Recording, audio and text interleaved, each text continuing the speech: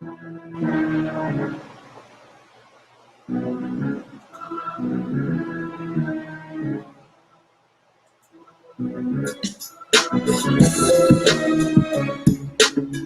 evening, peace, and welcome to Office Hours with Dr. G. Actually, this is a special edition. I'm so excited to have tonight's guest, who I had the privilege of interviewing a few years ago on Blog Talk Radio. Richard Smith is a professional, life-changing speaker and motivational experiencer. He's a web designer, a musician, a visual artist, a consultant, and a visionary author on the topic of extraterrestrial contact, the Moorish Legacy, human origins, and related matters. He combines his passion for truth and justice with extraterrestrial intervention, ancient history, and alien contact. As an artist, writer, media host, and international speaker, Richard Smith is best known for his groundbreaking literature presentations on the Moorish Legacy, white Freemasonry, the Temple of Solomon, and the Alien Abduction Phenomenon.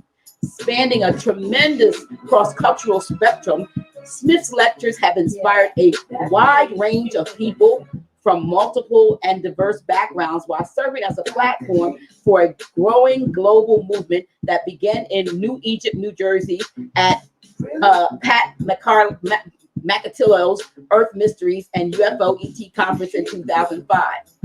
Now, I'm going to skip around a little bit. Presenting an educational and riveting journey through the Moorish legacy, our global society, the galactic community, and the family of man, Smith explores all things extraterrestrial, discussing the metaphoric, sociological, and historical symbolisms therein, and how they relate to the human condition. One of his lectures, European Confessions of a Moorish Legacy, has served as a spearhead of hot-button paranormal discussion, which has circulated like wildfire in DVD format ever since its original presentation at Temple University's Pan-African Studies Community Education Program in 2007.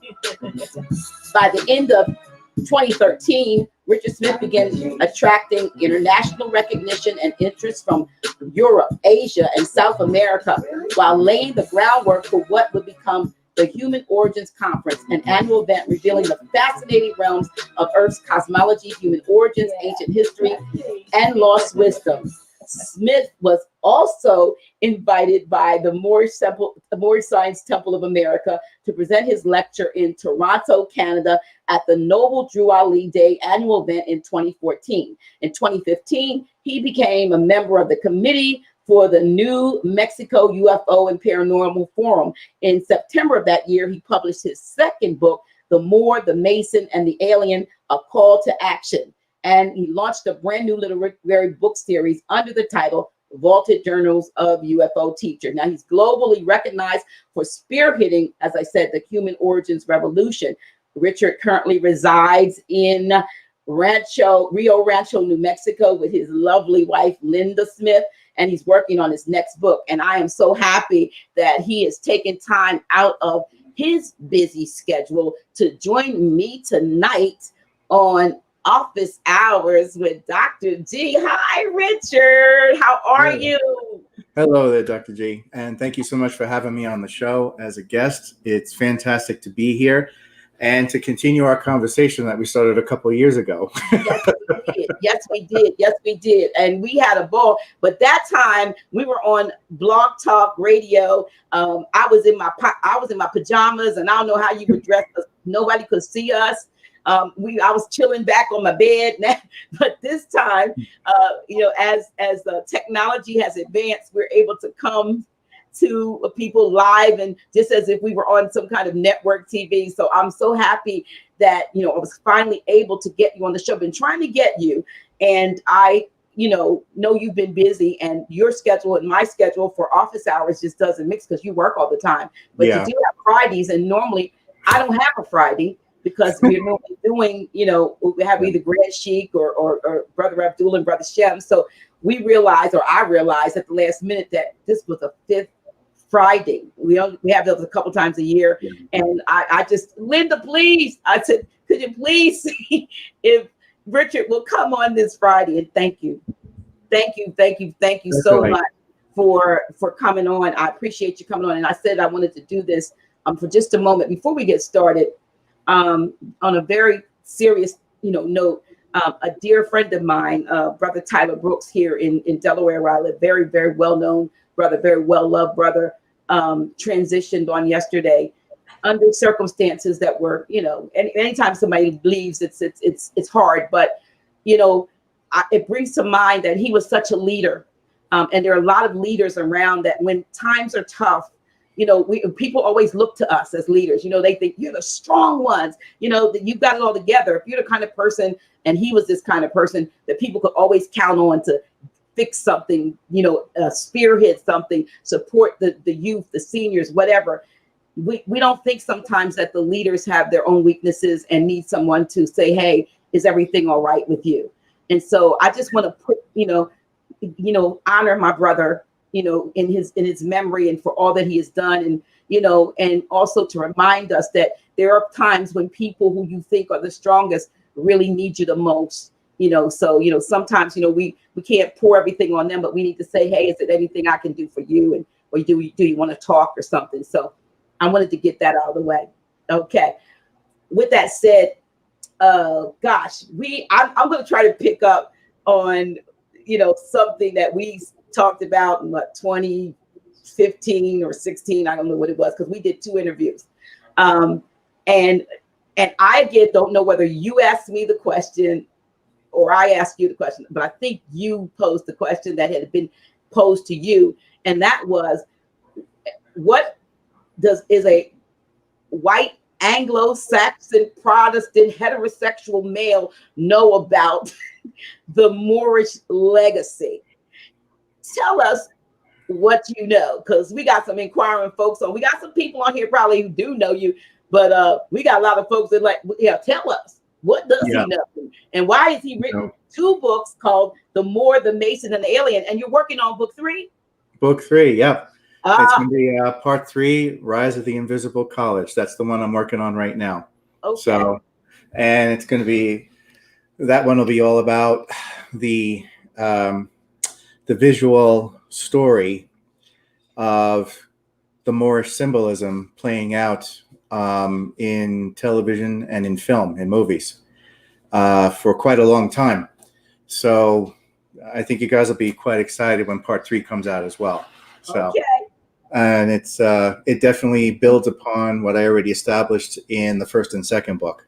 All right. So, and what's funny is when I started working on the 3rd book, which I'm doing right now, I stopped and I went back to the first 2, and I started looking through them and realizing, obviously this was meant to be for part 3, because there's a multitude of times in part 1 and part 2 where I mentioned the phrase invisible college, and it just poured out of me that way. And I didn't realize it till I went back and looked at the first 2 books. And I was like, wow, I have like 15, 20 references to it in each of the books. And I didn't even realize it came out that way until after the fact. So the 3rd one is going to be devoted very much to that, though, and bringing everything full circle.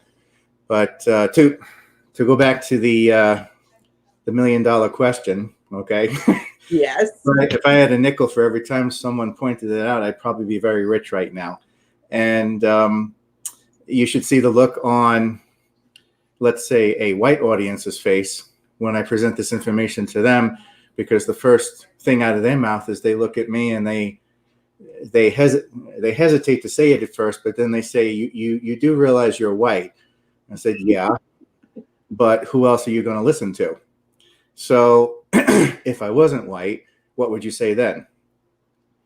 And that's one answer. If I wasn't white, what would you say then? Okay. And the second thing is a spiritual one, where reincarnation plays a heavy role in this whole thing that I talk about with the Moor, the Mason, and the Alien. And so when someone says that to me, I usually fire back at them and say, hey, do you really think I always looked like this? Let's take into account all the previous lifetimes that I was 7 shades darker, or I was a woman, or I was both 7 shades darker and a woman. Mm-hmm.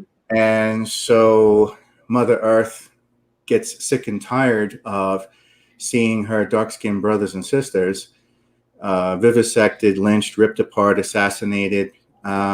So she got smart to that and figured, okay, this time you're going to go back as the one thing that they can't touch. You're going to go back with the face of the enemy. You're going to go back looking like one of them. And then you're going to start cutting them down with this information. And let's see how they react to that. Right. Because I always point out, it's like, people of color and hue are catching hell all over the planet. And let's face it, if a Native American dies on the res, or a Hispanic dies in the barrio, or a black man dies in the ghetto, you don't hear anything about it. But if the white guy gets touched, then everybody under the sun makes a big deal out of it. And this ties in with the 80-20 scenario. White Anglo-Saxon heterosexual male can walk through doors that most other people can't because of white privilege, white self-entitlement, and white supremacy. And can I interrupt for just a moment, because I know I'm looking at some comments in the comment section, and I know you know this. As studying and presenting about the Moorish legacy, that a lot of the Moors that Moors will say, well, black is a brand, white is a status, as is white. You mm-hmm. do know these things, and I know you're using these terminologies just to differentiate. Where we might say melanated, we know that color, when you talk about the law, things being colorable. You're aware of these things, and I want the audience to know that you know these things, and so they don't have to keep asking me to ask. I don't need to teach you anything. And I think we're talking more generalities for sake of having this conversation. But he's very aware of how, as a Moor, we're Moors, and we're not colored. And we're not. So I know you are, but I wanted to make that plain. That we know that that's a status. White's a status. So when you say even when you said white supremacy, it's perceived. Doesn't mean that it's supreme to be white, but since it's socially accepted that that's what it means. That's what you're talking. You're not putting any superiority over anyone who is of darker hue. No, not at all. I'm pointing it out as a criticism as being the core root of the problem. Right. No, I just want to, because I got folks that just they sometimes I get with people, but I know So just please carry on. You were talking about the different things that bring us to this place of differentiating. Oh yeah, and then so there's the aspect of I didn't always look like this. And, at a certain point, if you're going to win this spiritual war, you get sick and tired of seeing your dark-skinned brothers and sisters cut down left and right. And the attitude being that the privileged types, the pale skin, what I refer to as the abomination, the one that was never supposed to be, is the one that's put up on a supreme pedestal. That's white supremacy right there. Right. And white privilege and white self-entitlement, and also white fragility. Anybody who pays attention to my social media pages knows how much I'm always railing on this and how much of a wonderful target I have on my back by people from Fox News and the entire white Republican contingent in white America, who pretty much, can't stand the sight of me at this point for that reason. That's a good thing. Yeah, that's a good thing. But the thing is, that's the other aspect of it too. Who out there is going to have a thick enough skin and have the ability to weaponize white privilege and white self-entitlement in such a manner to turn the tables on it and be untouchable? So, I've said this at all of my lectures. it's easy to cut down someone who is 7 shades darker. It's not so easy to come after me. What are you going to say to me? What are you going to call me? A honky, a redneck? Ooh, my feelings are really hurt. Okay. You can't break me like that, because I've never been on the receiving end of that kind of abuse, generation after generation. Mm-hmm. Even Noble Drew Ali pointed this out. The reason he elevated himself out of this physical reality and evolved was because he realized he was surrounded by so much hatred and bitterness within his own community that he couldn't do a damn thing in physical reality. So he had to evolve onto the spiritual level to get more done, because there was no way to do it here on Earth. And so even he realized his limitation. But that's how it ends up. There's the spiritual aspect. There's the aspect of where I come from, because for the longest time, I had been away. I talk about this in the books, away in Andromeda, which is kind of like an asylum that's, hands off. That is the so-called demilitarized zone of the galactic community. And at one point, Mother Earth got so fed up with seeing what was going on through the 60s and 70s that by the time the 70s came along, there was this huge, grand influx of people being born into that gene pool. And of course, the mandate went out. If we are going to win this fight and be able to save the covenant of Mother Earth, which is the Moorish Legacy, then I want, basically this was Mother Earth's mandate. I want my original sons and daughters back here again, the ones who were banished. So that's why I talk about in the book as myself as being one of the banished ones originally.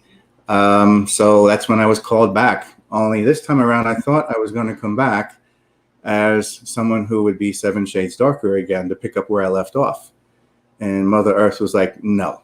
We're not playing that game anymore. This time you're going back as the one thing that you don't want to be, which is the white guy. And she says, I want you to use that pale skin as a battering ram against the power elite, your pale skin corporate masters, okay, your white reptilian masters.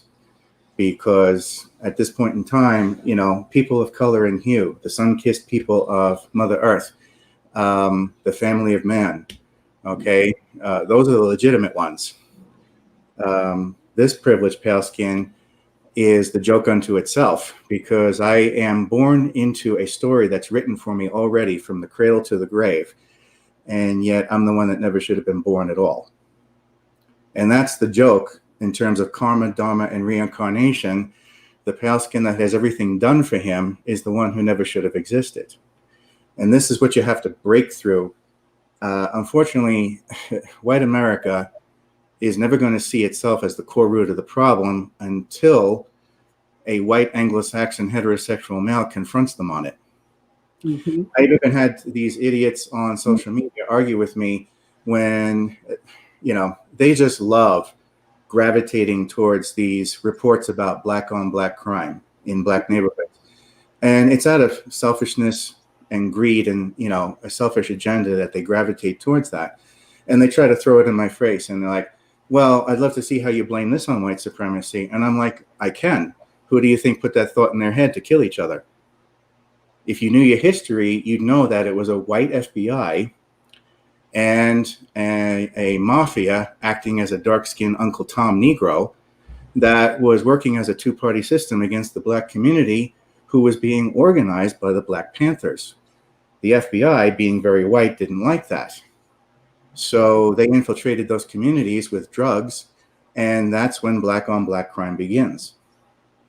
So I can definitely blame it on white supremacy, because that's where it starts. Well, from a standpoint of going back to the beginning, I know, in reading the Mason and the Alien book 1, you talk a bit about your history, your I guess it would be your I want to call it intercarnation. That's not a right word. You're between incarnation life. That's what I'm trying to say.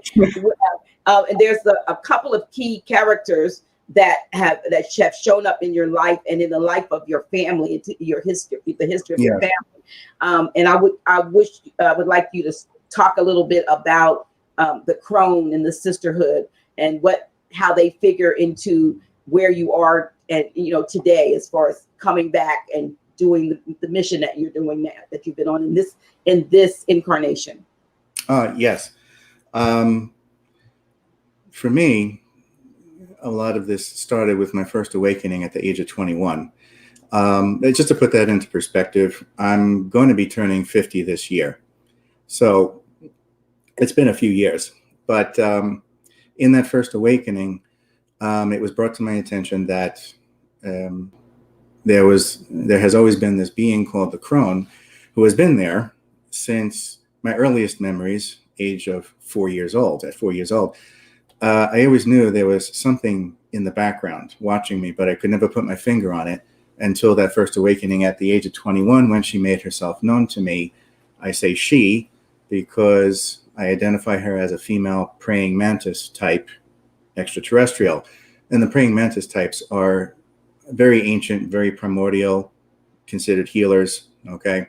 And they tend to have more of a solid interest in the development of the human race with Mother Earth. And she, as I would find out, was very much involved with my mother and my grandmother. So it was a generational phenomenon in my family that came to light. And all of a sudden, the things that my grandmother told me as a kid made sense, because there was one point, one of my birthdays, I think when I turned 11 or 13, one or the other, where she turned to me and said, all of this will make sense in time. All of this will make sense when you get older. And now I understand what she meant by that. This also helped my mother clarify a number of things in her life, because I started going back to my mom and explaining things to her that she could never get any clarity on. So, and now it has effectively been passed on to my nieces. And my wife is very much a part of it, Linda. And thank goodness for being with her, because you mentioned before how, people who are leading the way, like your friend who passed on, and I'm so sorry to hear that they don't realize that sometimes, we need help too. Thank goodness I have my wife, Linda, in my corner, because that's the thing that keeps me going. Because yes, there are times where I feel like I'm going to throw my hands up in the air, because it feels like it's just not making a difference when I see the chaos that's going on out there. And she's there to remind me to take a few steps back from the chaos and realize that it's just orchestrated. Absolutely. And it's not real. So, but that's where the Crone is. And I actually go into detail describing her in the books too, especially in the first one from 2015. And she has played an active role for many years. And in fact, there's one particular dialogue between her and I in the book I described, where it finally came to light why she stayed with me for so long was because she wanted to make sure I wasn't going to return to my old habits from a previous lifetime when I got myself in trouble in the first place. Both I and my brother. My brother's a part of this too, which is why it passed on through him with his children, 4 girls, my nieces, and my wife's children. So I often talk about our daughter that we have.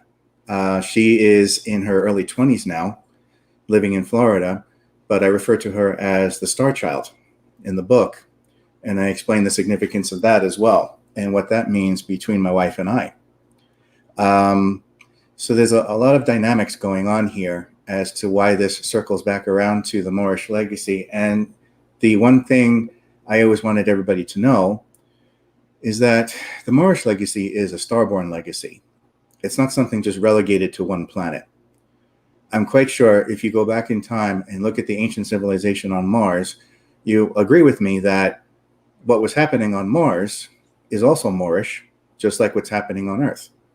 So there's plenty of parallels between the ancient civilizations of Mars, the ancient civilizations of Earth, and modern society now. Okay.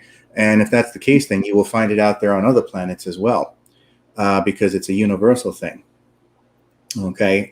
It may go by different names in different solar systems, which I refer to in the book as solar kingdoms, because there's always one particular planet in that solar system that acts as the throne of power for which all other planets belong to in terms of real estate law.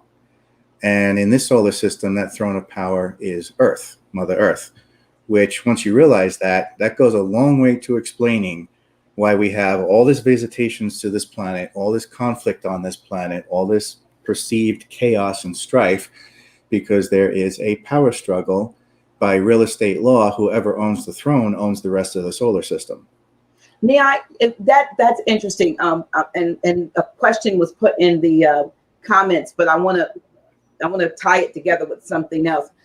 When you say what you say, it brings to mind to me the movie Jupiter Ascending. Oh yes. And yes. so I think that's what you're kind of, because you talk about Inky and Enlil, the reality that they really exist, and perhaps this was also it's also depicted in the Bible as the so-called God that seems to be loving and kind and creative in one sense, and then wants to kill everybody another. That is not in fact one God, but this is a power struggle between brothers or brothers. And it's most apparent because there were a lot of books stripped out of the Bible on purpose because it exposed too much about extraterrestrial intervention. The Council of Nicaea made sure to wipe those out, but the Nag Hammadi Library helps to fill in those gaps in a big way, especially when you see Jesus talking like Buddha about reincarnation. But you're right.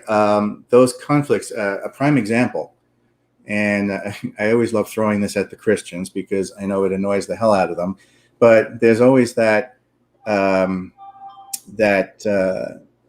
Abram sacrificing his son, okay, and how he wanted to prove that he was loyal to God, but then at the last minute, there's this other mysterious quote unquote angel that comes in and says, no, don't do it.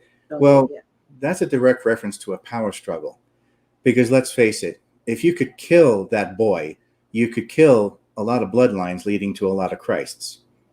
That's a power struggle. That was a corporate maneuver, okay, on behalf of the ancient corporations, what I refer to in the book as the corporate titans of Orion. What better way to destroy the Christ energy than to destroy the bloodline that represents the Temple of Solomon? So at the last minute, when they realized, when the benevolent factions realized, hey, wait a minute, they're violating the prime directive of non-interference, that's when they broke their own rules, interfered, and said, no, wait, you don't have to do this. Okay, so that's a prime example of two different factions interfering. And it seems to be, to me, a parallel to what is going on. Just when you talk about the United States is not a country, it's a corporation, which leads me to the question that was posed in the chat, was what were your feelings with regard of word that's come out that there's a new king. I think is he Richard the Third? I remember seeing something that King Richard in England, allegedly I don't know if you're aware of this, but allegedly the bloodline was kind of hijacked because there was a bastard child born in that ended up shifting the bloodline, if you would, the blue bloodline, and they have allegedly identified the true person who should be sitting on the throne now. And I'm not sure if you're aware of that or not, and can speak to that, because that was the question as to what was your feeling with regard to that, if you had any thoughts on that at all. I have heard about that in the peripheral. I never bothered to look at the details of it, but I understood it on the outside looking in as to what was going on there. And the whole thing behind it was controlling that part of the world where you have the white Masonic agenda and their home base. Okay. So what you see happening there runs parallel here in the United States when you have that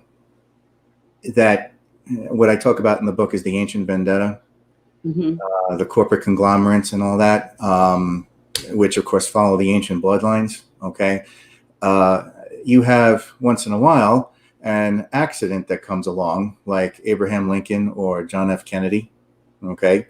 And from the perspective of the bad guys, that mistake doesn't belong. Okay. And that mistake needs to be corrected. So that mistake gets eliminated. This carries into the making sure that the 80-20 scenario stays under control, which is the reason why Martin Luther King and Malcolm X and Mohandas Gandhi and Medgar Evers were all assassinated, because they violated the 80-20 scenario, which from your perspective and my perspective, hey, that's great. But from the perspective of the opposing team, the bad guys, that was intolerable. And with Martin Luther King and Malcolm X joining forces, that 80-20 scenario became 60-40 real fast. And that's a hop, skip, and a jump to 50-50 in terms of getting the population to pay attention to you. Just, talking about basic numbers there, what do I mean by 80-20? Well, I bring this up in lectures all the time, and I get the audience laughing about this because I tell them, what does that 80-20 really relate to? And what it relates to is the fact that I already know that 8 out of 10 of everyone sitting in that audience has already tuned me out because they're supposed to. That's what they're programmed to do.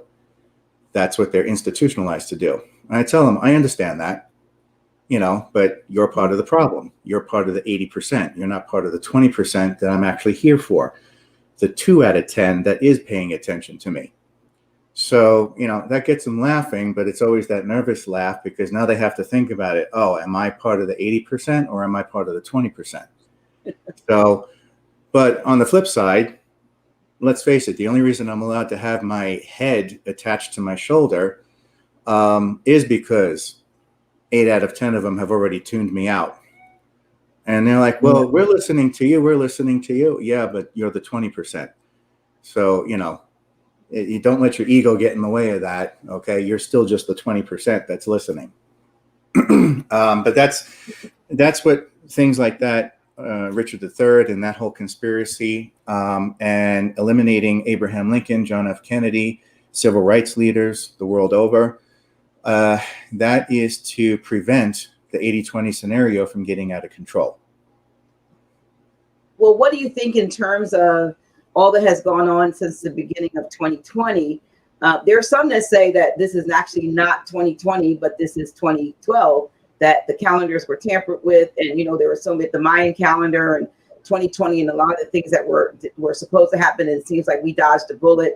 Actually, we dodged it because of the timeline. And then there are others that speak in terms of there being multi-dimensional timelines going on, at the same time, and that some have already ascended up and over and out of certain timelines, and some of us are still caught in the loop of the one that has a particular what's going on right now. They talk about Mandela effect and all these various things.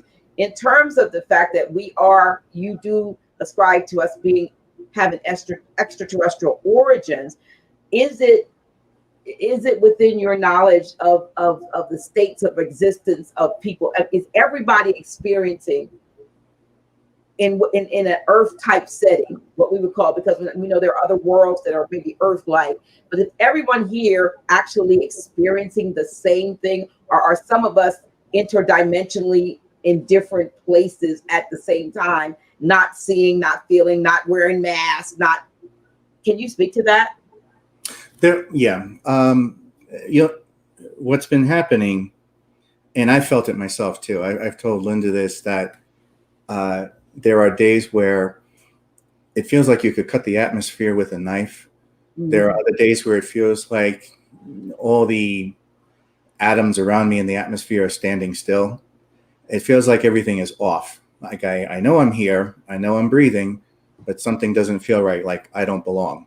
Okay, I'm out of place, out of time, out of place. Now, a lot of that could be contributed to my own background story that I talk about in the book, but as far as the human race as a whole, yes, we're going through a huge transition. It doesn't surprise me that the calendar might actually be off by a few years because of all the jerry-rigging that was done with calendars over and over again, and the changing of the months. We are really only supposed to have 10 months out of the year, with each day being exactly 36 days for a total of 360 days out of the year. Well, each month, it's so-called month.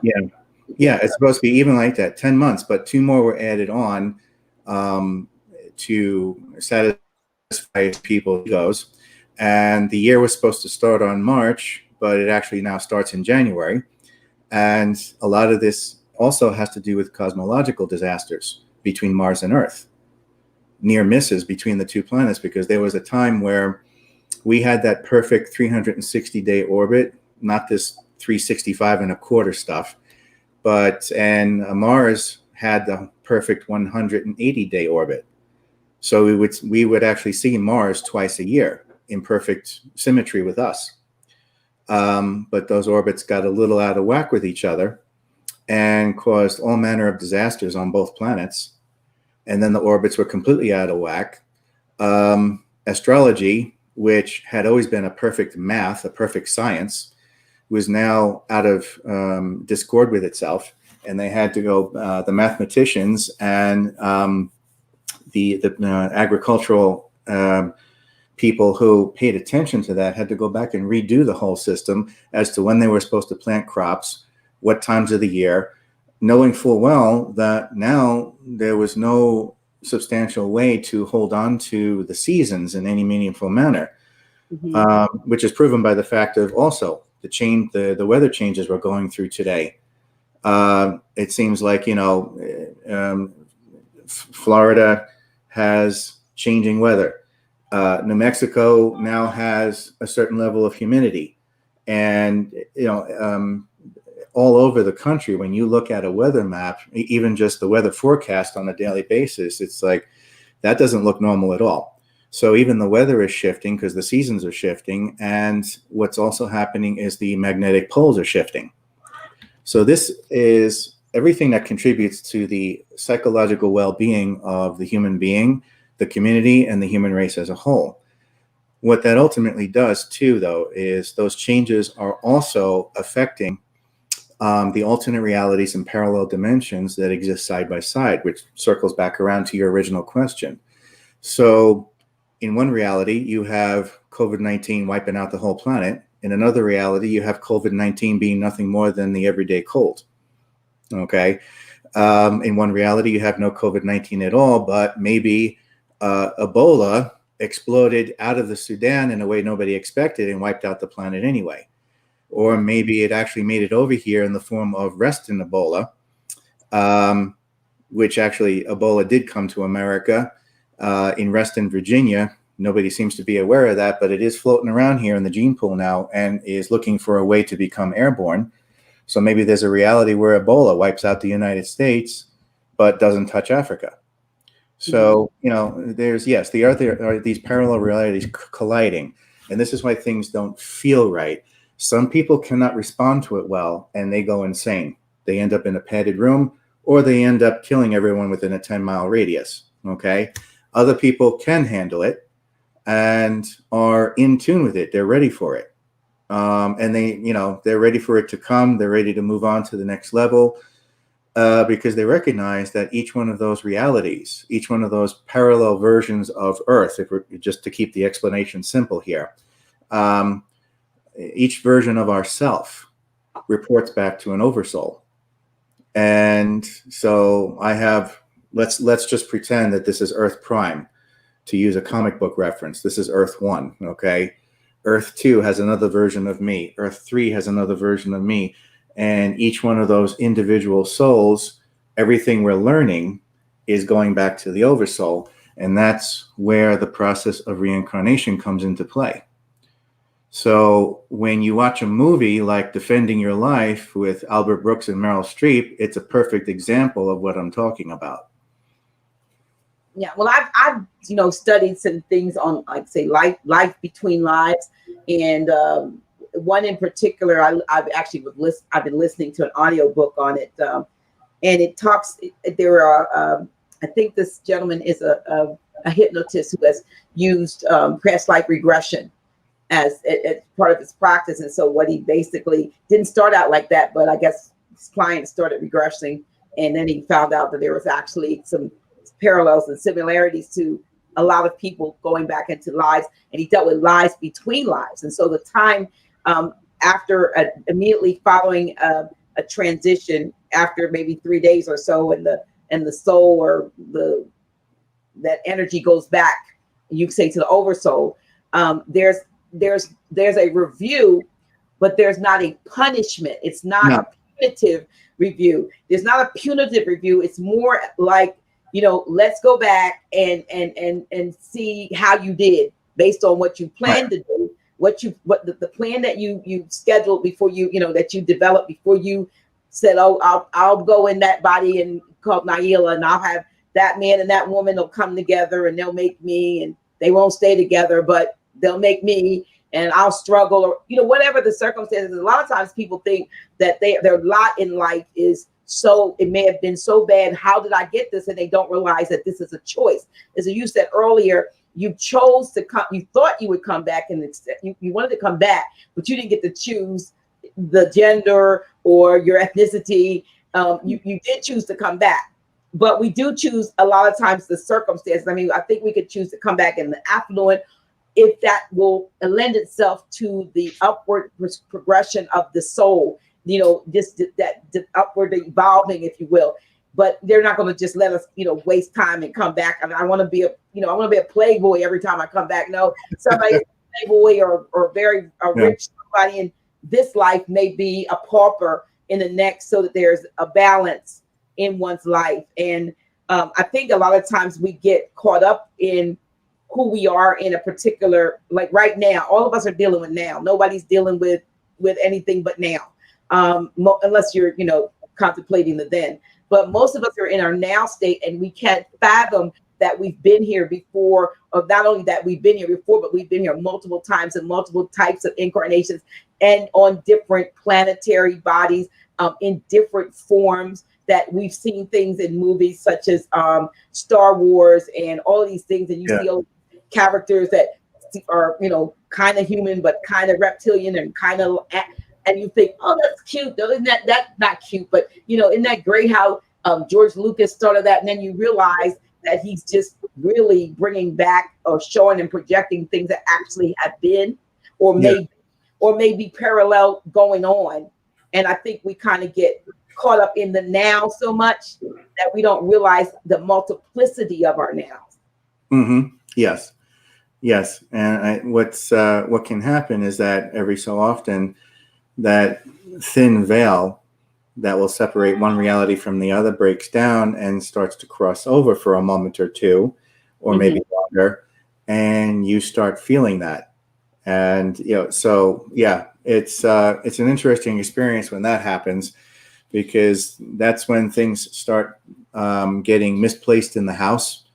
I know I put my keys on the kitchen countertop. Where are they? Or I know I put my glasses on the bathroom counter. Now they're not there. You tell me that I'm not. Didn't you know that that's because I'm having parallel crossings of realities? Yeah. Yes. I often I'll joke with Linda and say, the little blue men screwed up this time because they're always a few minutes ahead of you, and they forgot to put something back where it belongs. But no, it's a lot of that is coming from, we call it, for lack of a better term, when we can't explain it, we might call it deja vu, or we refer to it as walking over our grave. Okay, but it's really just an immediate breakdown between a couple of realities crossing over for a moment, and then it seals back up again.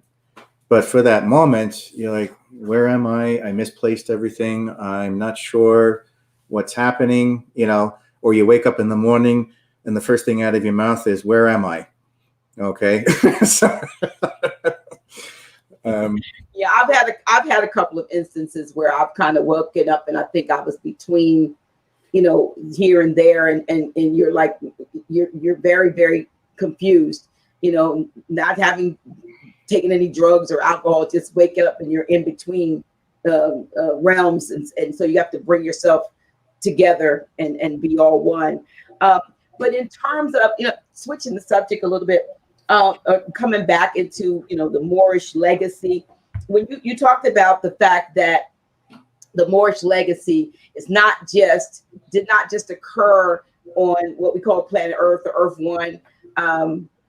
And I think that that's something that needs to be expounded on, because when we think in terms of myself and the teachings that we get, now Grand Sheikh Tashriq Bey a lot of times will talk to me about things that he doesn't necessarily say present when he's doing his lives, but he talks about like what would be considered extraterrestrial encounters as a child, and being lifted up, out of the bed, and these gray blocks that keep moving up and down, and different things that kept happening over and over. And so realizing that's there, that's real, but we kind of try to stay grounded, most of us, and we're dealing with, okay, the land, we're saying as Moors that, one of the things that Moors on the Mexim are saying is that the Native Americans that we see on the reservation, for instance, are not the Native Americans that the colonizers saw that met when they came here. That there were people that look like myself and others that are on this call, on this show, that were actually here. And there's a lot of evidence to support the fact that we were pushed away from what we would call, maybe say, the east coast of the United States, pushed inward, and a lot of us died. There were another group of people, and there was an amalgamation of people, and then people who, we got the Dawes Rolls, and those that became, said they were Indians based on the $5 that they paid. Right. And you have, so you have a lot of us here, and then you had the period of time under Monroe, when the Monroe Doctrine, when they were actually sending the people that were here to West Africa, which is where they created Liberia, and they have Monrovia. And a lot of that was not talked about from a standpoint of, because the narrative that we've been given all along is that everyone that looks like myself, every melanated man and woman, is our ancestors came on slave ships that look like sardine cans, which when you look at that whole scenario in hindsight, if you look at it critically, not necessarily hindsight, if you critically look at it and you look at the what they had at that time as far as the boats and how long it took for the journey, and how many millions they claim came on that journey, it doesn't seem, it's impossible for it to have been any kind of profitable undertaking, to have all these people in wooden boats stacked on top of each other like sardines for 3, 4, 5 months. Yeah, they'll say, oh well, many died in the Trent, in the Middle Passage and so forth. But it's the cover up to the fact that people that look like me had traveled to this landmass, and not only traveled but had populated this landmass way before 1492. Oh yeah. Whenever the others came, and were here when those explorers and discoverers came. So with that, armed with that knowledge, many Moors are now saying, we don't want reparations. We actually just want our land back. You know what I mean? What do you say to that? Because there's there's an attempt to get us to agree to be Negro, Black, colored, and all these things that are brands, everything that would disconnect us from ownership as original people on this land. Right. And so, so how do you see Moors, in terms of, you were sent back. So you were sent back to be a different face, to tell the truth, but were you also sent back with any solutions, I guess, for us coming back into our rightful places, as caretakers of the land? I'm kind of thinking about Avatar. People have come in and destroyed what may have been more, I'm hearing now that many of the things that we were told happened over in the Middle East and so forth and other places actually happened here. Andalusia is here, the original Egypt. They have the pyramids and all of that. That you're in the Midwest, right? Or consider the West or Southwest, yeah. Southwest. So I'm sure there are lots of artifacts and indications of things that we've been told only happened somewhere else, or that are right here. And how do you reconcile that stuff with, well, first of all, there's the historical aspect of continental drift, and the fact that the Atlantic Ocean used to be a heck of a lot smaller, to the point where maybe a river, like to the point where when things finally settled down and the ocean could fill in, there was still easy access across continents. Mm-hmm. And the science for being a master mariner was there to cross the Pacific as well, even though that's a much huger expanse. It's in the name, master mariner, mariner as in moriner, Mars, mariner, Maria of the sea. That's what the name Maria means. All that ties in with the term Moor, and therefore the Moorish legacy as being master mariners of the sea, which of course by extension is a automatic symbolic reference to the ocean of space as well, okay, and other planets, all right? Not just master mariners of the ocean, but master mariners of space as well, mm-hmm. okay, and travel. If you look at ancient history, you find out there has been plenty of repetitive moments in time where those ancestors came to visit this planet over and over again, okay? And many of those originals had what, just for the sake of this conversation, I'll describe as African features, okay? Mm-hmm. Later on, you see Caucasian features infiltrating, okay? Because those are the ones that came later on. But the original contacts were all had that African feature, people of color. You could see it in the face. It's in the ancient statues, okay? There's definitely an ancient Asian influence that infused itself sideways coming across the Pacific with definite journaled accounts of crossing into the Grand Canyon and down into Mexico, which is why Southern Native Americans, Mexico, Central America, South America, have more of an Asian look to them as opposed to Native Americans in North America. Now, they're all Native Americans, but why does the Southern Native American have such an Asian influence? Mm-hmm. You look at the Mayans, it's totally different from looking at the Navajo. Okay, it's in their sculptures, Asian features. Where did that come from? Okay, so the way I define the Moorish legacy in the book is that people of color and hue, the sun-kissed people of Earth the world over, whether it's Arabian, Native American, South African, North African, Central African, Middle Eastern, okay, Southeast Asian, all right, all of that. From Mongolia down to the southern tip of Africa, all the way over to the southern tip of South America, all the way up to North America, up to the Inuit, all right?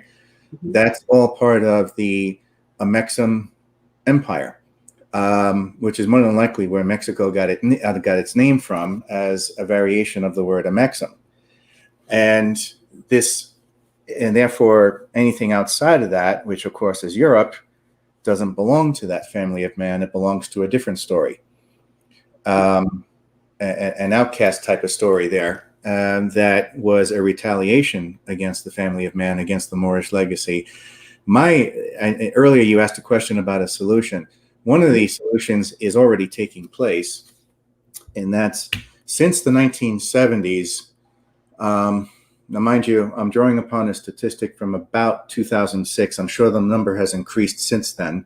But at that time, since the 1970s, the interracial marriages had increased by about 7.5%, which is a big number, very big number. See a lot on TV now, like it's being pushed again.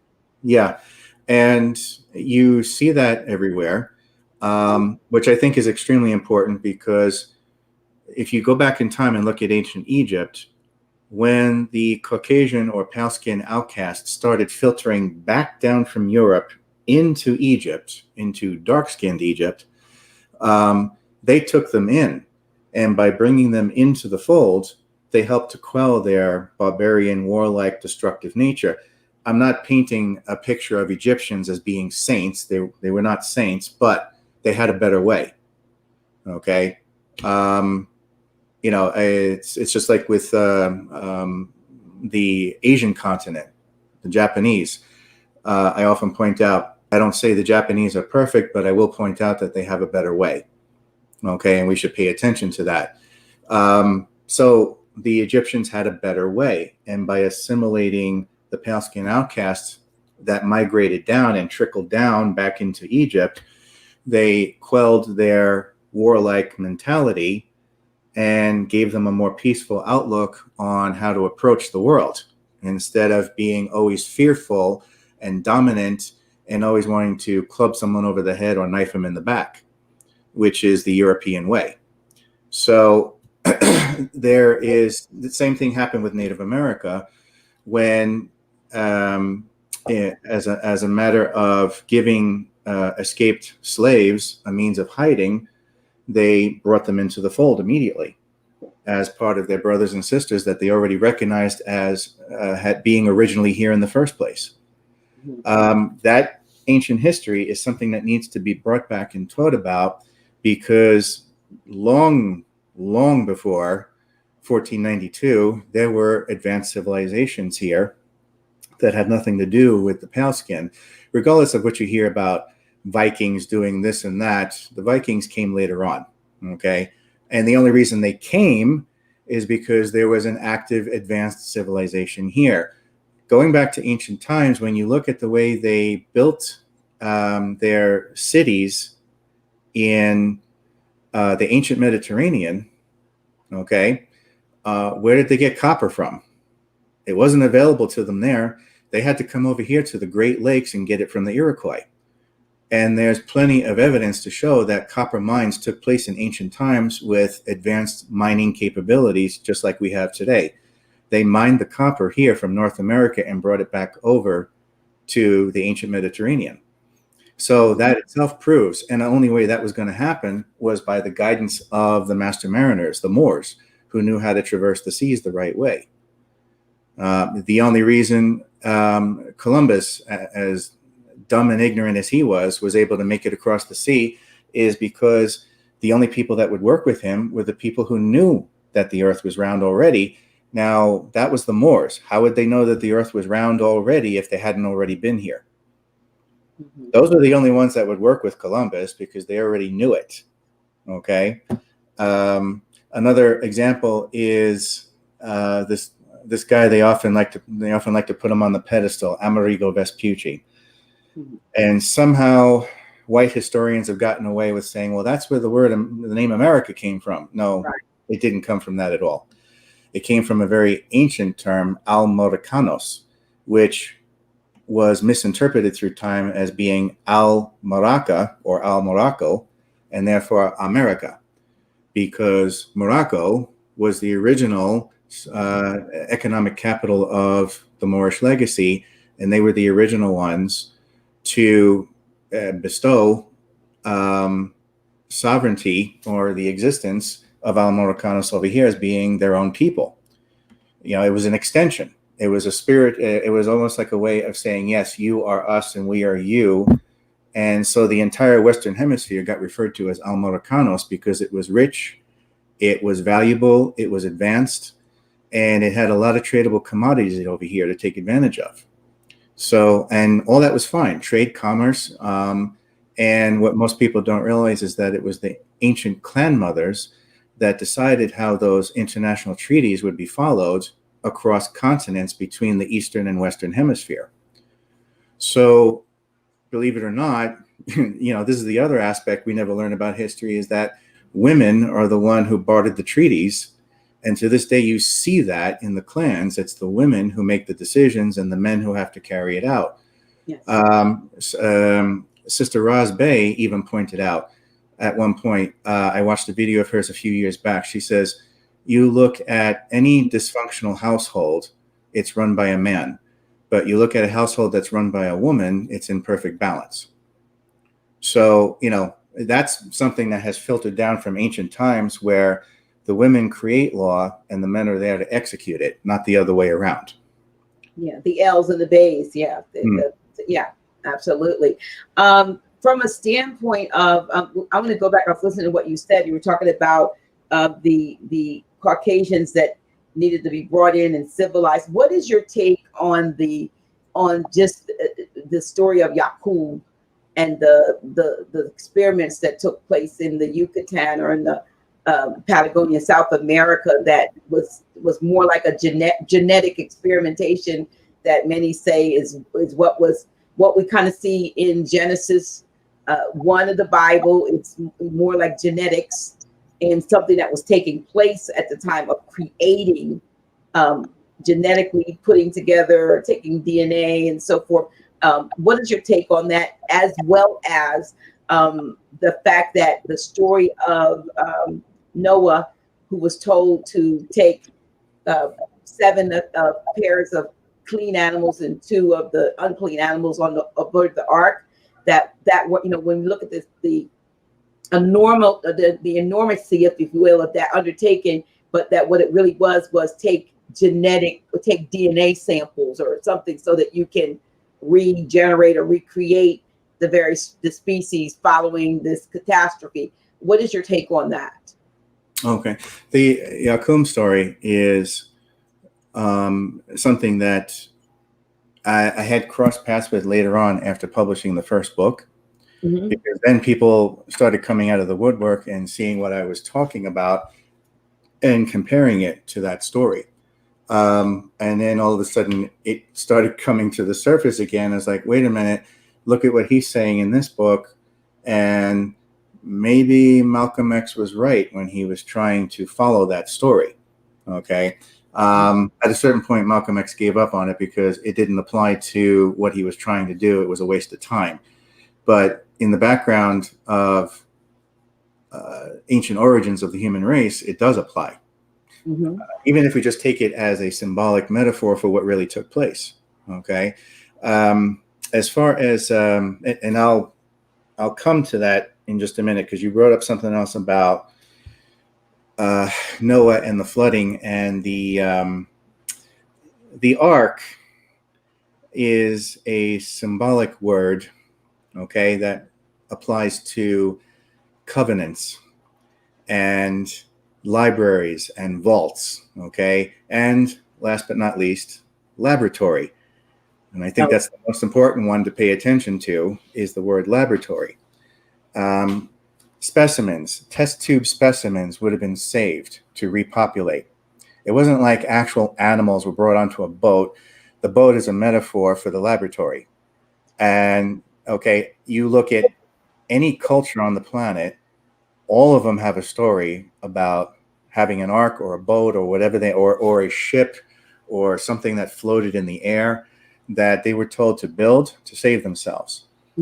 This coincides with the idea of something more so that flew in the air, did not float in the water. Okay. And that thing that flew in the air is, by today's standards, what we would refer to as a commercial jetliner, like American Airlines. All right.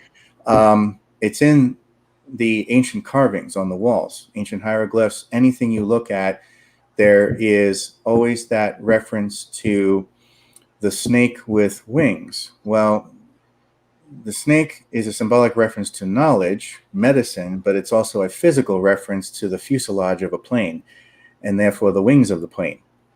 And this was the direct communication that took place between Egypt and South America, the Mayans. This is how they kept everybody in survival mode, by supplying everyone using these jet planes. You see this in the Brazilian culture. They have these little sculptures of these little alien beings flying in these little glider planes with propellers on the back. Well, where did they get that idea from? That doesn't exist, supposedly. That doesn't belong. Okay. So the story of Noah is metaphoric, but the reality of it is that when the Jews came down from Samaria, they brought the story of Gilgamesh with them. And when they came down into Egypt and merged with the Egyptians, two stories collided with each other. The great epic adventures of Gilgamesh and that whole flood story combined with the Egyptian god No, N-O, which is the Egyptian god of safe travelers, master mariners, safe travel over sea, safe travel over land. But in the Jewish tongue, it became mispronounced as Noah. And therefore, Gilgamesh merges with the Egyptian god No for the patron saint of safe, traveling safe and good fortune over the sea and over long distances of travel. And this is how the word Noah is born. Okay.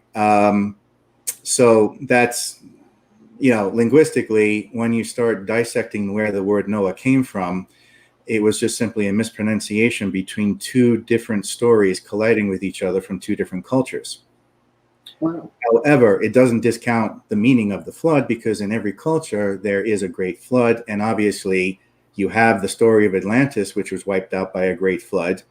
And as it turns out, the Great Eye of Africa in the northwest part of Africa pretty much depicts the accurate location of where Atlantis would have been, right down to the last detail. Granted, I'm sure anyone could argue against the accuracy of the only solid description ever coming from Plato. But then again, when that description is compared to the location in North Africa, it's dead on accurate. You can't argue against it once you look at it. And yes, they were wiped out by a great flood. And yet the other thing is, and way back in 1997, I had this conversation with a Native American named Sonny Three Mountains. And he talks about how every culture had that story of a great flood imprinted on their psyche, generation after generation. It was just bam. It was always there in the back of your mind, generation after generation, about what happened. On the flip side, though, there should also be understood that there were multiple floods all over the planet happening at various times because of the shifting of the continents as well. So if you're on a large piece of land and the next community that isn't for another 200 miles, and you have flooding going on where it's 3 feet off the ground, everything for the next 200 miles is going to look like a great flood. So there's that perception as well that needs to be taken into account too. How are we defining a great flood? I think with the shockwaves that hit the planet through our cosmological history, that it's fair to say that yes, the Grand Canyon was itself an ocean. And the type of shockwaves that rocked this planet through cosmological collisions actually caused that water to just jump right out of the Grand Canyon and go elsewhere. And that would have caused one heck of a disaster across the entire planet. That would have caused a shockwave, a tidal wave that would have had to level itself off after completing one cycle around the entire globe. So there's that aspect of it as well. The circling back around to the experimentation, I talk about that in a big way in the book to explain the dynamics of what's going on this planet right now. How did the pale skin get put up on a false pedestal and be placed above the law? How did that happen? How is it that we always seem separate from the family of man in our actions, in our deeds, in our habits, in our psychology? Okay, for that matter, why is 99% of all serial killers look like me? Okay, let's just start there. I mean, it's anyone from white America could be Hannibal Lecter. So and of course, I'm sorry, but just because you had a black man as a sniper in Washington, D.C., all I'm going to say to that is that's an exception to the rule that only proves my argument. How are you going to point at the one black man who was a sniper and say, oh, look, they come in that color too? Yeah, okay, find me another one. Oh, you can't? Okay, then your argument doesn't hold any water. Okay? Why does that sense of privilege and self-entitlement turn into the psychology of kill everyone around me, I'm in it for myself, I don't care about the world around me, I don't care about the community, I don't care about the family of man, I'm here for me, everyone else can drop dead? That doesn't happen in Black, Hispanic, or Native American communities. That does not happen in the Arabian community at all. That does not happen in the Asian communities at all. That only happens in white America and white Europe. Now, where does that demented psychology come from, that anti-human mentality? Okay, it comes from the corporate mentality. And the corporate mentality, it's not enough to just say, okay, it's all about greed and power. And no, there's got to be a driving force behind greed and being power hungry. You can't just, those are symptoms. You can't just rest it at the doorstep of a symptom and say that's the answer. Okay, so then you go back even further and dig deeper into where this psychological damage came from, this damaged pale skin, which is completely offset from the rest of the human race. And you realize that in our history, there was a certain point where the pale skin never existed at all. So how the hell did it come into existence if it wasn't supposed to be here? Okay. If our original extraterrestrial benefactors were all dark-skinned, and the ones that came later on were pale-skinned, then therein lies the beginning of realizing what's going on here. In the books, I talk about how at a certain point, in order to disrupt and attack the Temple of Solomon, which had a stronghold as far as the spiritual evolution of the human race goes versus the corporate mentality, okay, the bad guys didn't like that. And I point out who they are in the book. I refer to them as the reptilian queens and the Canis feudal lords, both of them being cannibals, both of them seeing the human being as part of a 7-course meal. And I point out how that's the beginning of the two-party system right there, Repto-Syrian fascism. The reptilian queens and the Syrian Canis feudal lords. Okay, from that you get this Schutzstaffel police force, which I refer to in the book as the corporate bean counters, but in reality, in the past, they came to be known as the Chetu regime or the shadow government. In reality, what we call them is the Greys. Okay, and we all know what they look like, the traditional depiction of what a gray looks like. And I also make it very clear to point out that this Schutzstaffel, this shadow government, this Chetu regime, is not exactly something that walks around with a soul. It represents the walking dead.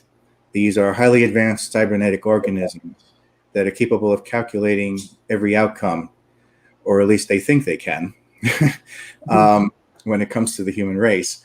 And they decided that to attack the family of man, the sun-kissed people of color and hue, to assault the Temple of Solomon, to target the Christ energy and the virile power, and to invent a war of the sexes, a gender war as well, right alongside of that. You had to go after the mindset of the people. So they started walking among the people and started whispering in their ears, trying to appeal to what they were inventing in the form of a white Masonic ego. You have the lamp of illumination versus the iron hand of oppression. You have the Christ energy or the gene for passion versus the Masonic ego. And the ego was not the dominant factor at the time. It was the gene for passion. what we later on refer to as the Passion of the Christ, or the Lamp of Illumination, the crown chakra, and the Temple of Solomon, which is the body. Those things were impenetrable because the bad guys saw that as real estate to own. But when you're talking about a spiritual identification, that's something they couldn't comprehend, and that frustrated them because they couldn't calculate how to manipulate something like that. So instead, they decided to target the psychology. And by targeting the psychology of the human being, they invented the ego. By inventing the ego, they created this perception of superiority among a few of them who would listen. And these are the ones who turned their back on their responsibility to Mother Earth and their fellow brothers and sisters, the family of man. And they became very destructive and warlike. This is where that whole scenario with the experimentation took place, because they wanted to become like their newfound gods. And in doing so, they bled all the color out of their skin through these horrid experimentations they did upon themselves to become that pale-skinned, ashy Walking Dead. There's a reason why in the TV series, The Walking Dead look like pale, ashy, zombies. There's a reason why I refer to it as being assimilated into the Borg collective, because in Star Trek, the Borg are walking zombies, the Walking Dead. Okay? And they all look the same. They all have that pashy, sallow, pale skin. Okay? That's all symbolic towards white America and white Europe. So are you saying, I didn't mean to cut you, but are you saying that the creation of the pale skin race was basically done by melanated people who sold out, who decided that they wanted something else from an extraterrestrial overlord that maybe promised them something, so they wanted to look like these beings? Yeah. Instead of because the story as we've gotten it is that there was a, with the Yakubian story is there's a scientist, there's 12 women, Moorish women, who allowed themselves to incubate, the embryo that was scientifically, genetically mixed in the laboratory to create other what we call the bouquet of races. And so out of that, we get the pale race. But what I hear you say is that this was done through self-experimentation to become more like, even though we're extraterrestrial beings, we those that came from another maybe solar system or something who had a little bit more knowledge, there was a desire to be like them or to look like them, like the Greys or something. And so they did stuff. Okay. Yeah, because there's a basic concept that I always teach people that it always comes down to. It's flesh and bone versus wood and stone. Okay. And flesh and bone, it represents the sun-kissed people of color and hue are balanced with Mother Earth, the ecosystem, environmentalism. Okay. And that's the benevolent factions of the galactic community as well, and their interest in us. Okay. And then that's what's referred to as extraterrestrial intervention. On the flip side of that, you have the investment in wood and stone, which is the polar opposite. And that's the malevolent factions. Their sole interest is the tradable commodities and real estate that the slave lives on. And that's how they view us, cheap, replaceable slaves. Okay. We are a number. We're not much more. And we can always be replaced by the next generation for not such good reasons. Okay. Mm-hmm. So that's the flesh and bone versus wood and stone. And I also point out that when I'm talking about alien contact, there's two very diverse aspects. There is extraterrestrial intervention, which belongs to the family of man. And then there's the other side, the alien abduction phenomena, which belongs to the pale skin. And these are not the same thing. Okay, people hear the word extraterrestrial or the phrase extraterrestrial intervention and they think, oh, alien abduction. No, they're all part of the same galactic community, but they are not part of the same factions. Would extraterrestrial intervention be perhaps the accounts of the what were they like, sort of Foo Fighter, or the things that appeared over nuclear places that didn't allow warheads to go off. You've heard that, Right. during World War I and II, there were various times when there were things that appeared in the sky, and there were times when they were going to, let off some type of atomic bomb, and things wouldn't go off. Would that have been intervention, because that would have caused maybe a galactic crisis? It wouldn't have just done something here, but it would have had further reaching.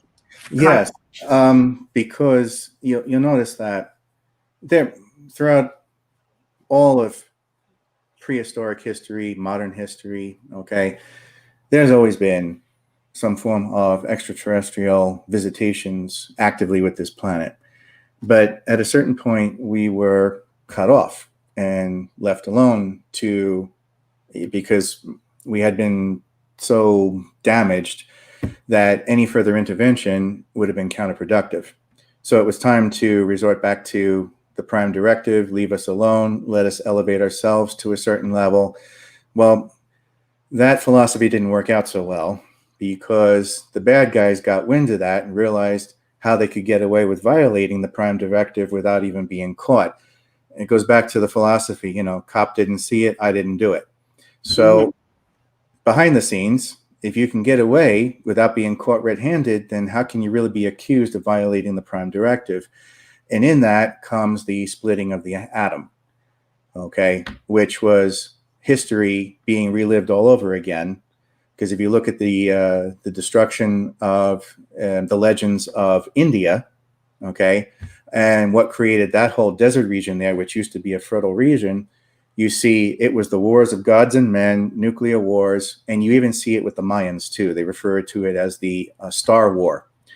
And they actually have icons that look like nuclear missiles in their glyphs, which is a little scary. So here we are repeating history again, because somebody on the opposing team invested in wood and stone decided once again, well, we're going to give them that sense of superiority. White America, white Europe, okay? And we're going to give them the means of splitting the atom using plutonium to enhance their bombs and their wars, their weapons of war. Well, when those tests went off here, where I am in New Mexico, with the Oppenheimer tests, what the one key piece of information that wasn't shared with us is that once you set off those bombs, you are splitting multiple atoms, and you are creating ripple effect throughout the entire galactic community. Well, that sent the message out to the benevolent factions that this backwater planet somehow got the ability to set off an atomic bomb again. So that's from what happened from right after World War II into now the late 40s, early 50s. All of a sudden, you see this hyperactive interest of all these extraterrestrials now coming to this planet, finding out what these glorified orangutans are doing with a nuclear bomb. And that's what draws all that interest here, because by setting off those nuclear bombs in those testings and hitting Japan not once but twice, just as part of the ancient vendetta, that punched a hole right through the space-time continuum and left an open wound right here in this solar system. So since then, there's been active interest in realizing, oh, okay, we can't leave these idiots alone. They're going to destroy themselves and everyone else around them. Well, let me ask you something. Let me stop you there for a minute. You said punched a hole in the solar system. Let's get to the story that there are entities here that would like to get out of the solar system, but that the Van Allen belt or some type of, there's a field, a force field or something that's up at some level that does not allow them to actually escape the solar system. So, I mean, I know they talk about the ozone layer, and I know that they've created the I'm trying to think, what is that thing with the collider that's in Switzerland? The super collider, yeah. Super collider. It has a name, but anyway, are all of these things attempts to maybe break through, say, time warps, or get through get out of here, so to speak? What is the purpose of all of this level of experimentation, such as like the super collider and so forth? I mean, are these beings attempts? Are they trapped here and trying to get outside of here, or are they trying to destroy humanity as we know it based on these are they releasing? Some say they're opening up portals that are going to let like the so-called the Apollyon that's been allegedly trapped by God and under the for 1,000 years, that they're trying to release the demonic hordes on humanity. What is your take on that? Okay. I often put forward two questions when I hear someone saying that the sky is falling. And I tell them that there's two questions you need to answer. One, who's controlling that information? And two, who's benefiting from it? And once you answer those two questions, you can basically cut the legs out from under any type of fear-based conspiracy that's put out there, most of which is the pale skin deep state mentality, to try and veer the conversation away from what the true core root of the problem is. As far as if you're referring to extraterrestrial beings being trapped here, yes, there are some who have unwittingly been trapped here because they were trying to do a reconnaissance mission to see where we're at, and not for any nefarious reason, but just because they had to work undercover so that they didn't get targeted for assassination, because we have a fear-based military that has been programmed to kill anything on sight that represents what they have been brainwashed to see as the opposing team. The sad truth is the one that brainwashed them into seeing that way is the true enemy. Okay, because we ended up going to bed with the ones who taught us how to split the atom.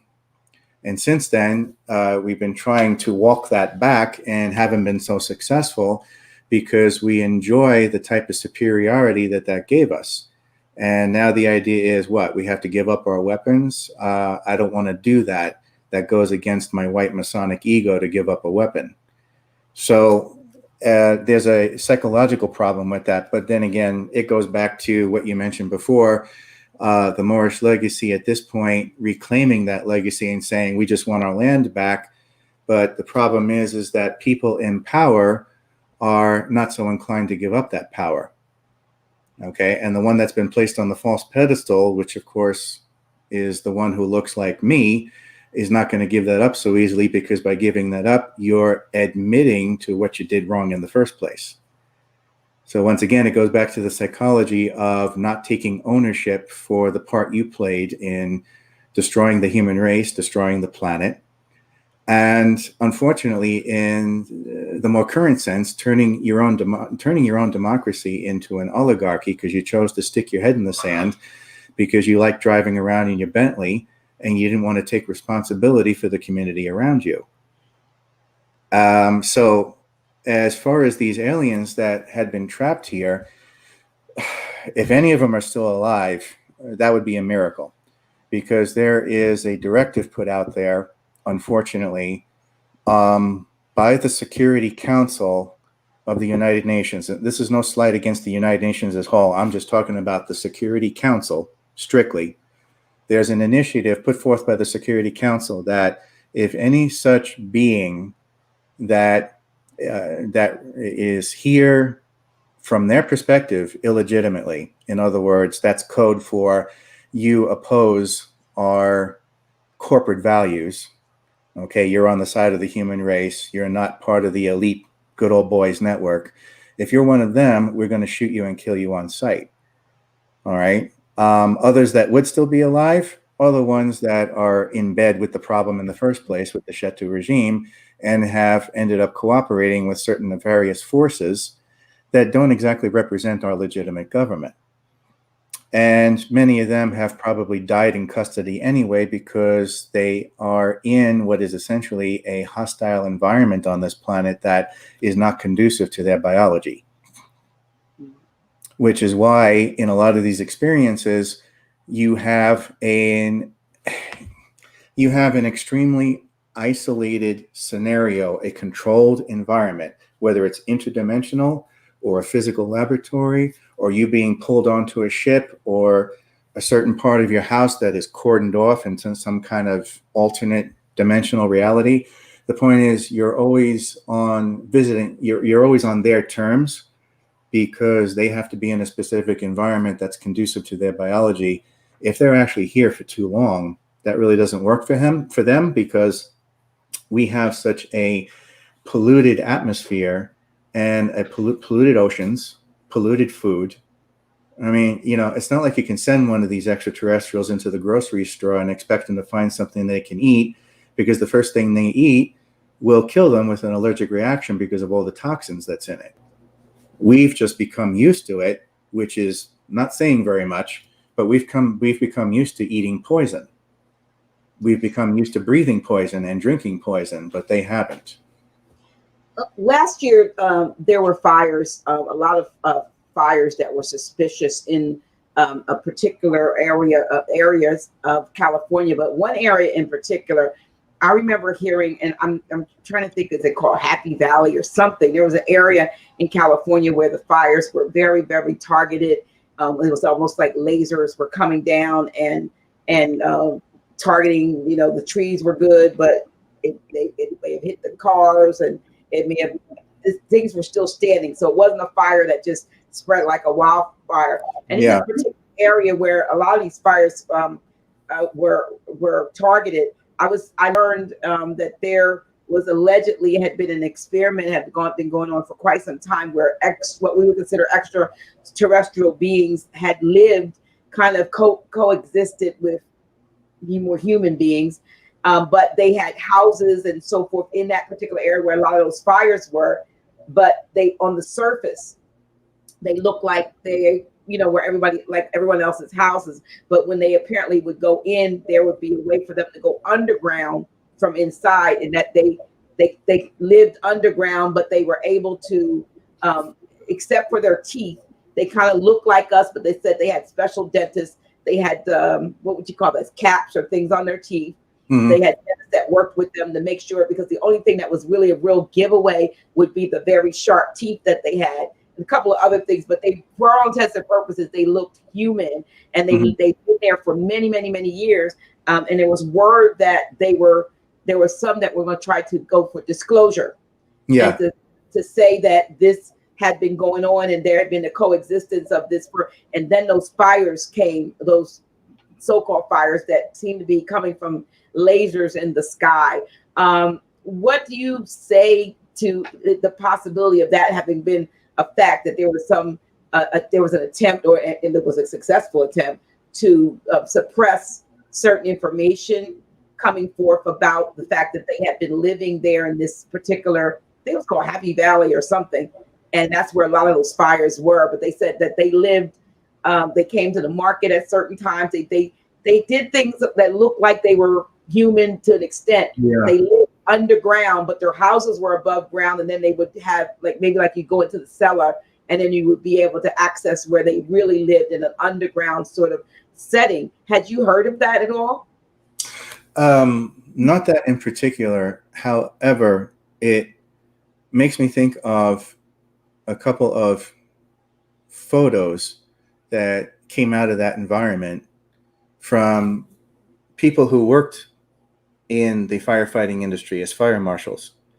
I didn't know what to say about the photos, if they were genuine or not, but those same fires you're talking about, yes, there were areas where you would have a cluster of houses in a particular neighborhood, and the fire was raging, right? Mm-hmm. The trees were burned, and all of one house was burned down. Well, how did the other houses not get touched? They didn't even have any scarring or burning on them or anything. So how do you target one house in a forest fire? you know. Unless you So know who's living in the house. yeah, so it makes me rethink of those images I saw, which I didn't know what to make of at a time. So I just kind of stuck it in a gray box. But now that you're bringing this up, it makes me revisit that idea of, how did one house get targeted in a collection of about 7 or 8 houses, where they all should have burned to the ground with the way the fire was raging. And they didn't get touched at all. Yeah, I was told that they were targeted. I'm not told, but I learned, and I don't remember where I learned this from, but they were actually literally targeted the homes where these beings lived, because they lived interspersed amongst others, but their houses, their surface houses actually looked like anybody else's. But once they went in, they actually would go underground, because that was their. Which brings me to the phenomena of Middle Earth. I was, what's it called? Something Gothic. I can't even say the word. Middle Earth has a name. That there is a more of an expanse in the underground. That we know that the underground is used as a maybe a transcontinental and even intercontinental highway for a lot of trafficking. I'm told that there are lots of ways that people have traveled, like drug driven big semis in to the earth in certain places, and because there are tunnels that go across the country, and in some cases I'm told they even go under water and cross continent, where they have been, and these things have been here for quite some time. So we don't know really what's under our feet, and we're looking above our heads a lot of times when it comes to what's in the sky. But there's USOs, there's so-called unidentified submersible objects, as well as there are beings that are seen in the forest and so forth, but then they have a place to disappear. So there must be, do you know from your information about the existence of beings that live in these various realms? What makes sense to me is that if I was part of a race of beings that was on a dying planet that had a tremendously high level of gravity, really high, something that would make the gravity we feel on here on Earth feel like we're bouncing, and I came to realize that the only way to mimic that environment so I could survive is to be at the bottom of an ocean where that water pressure mimics the gravity you were used to.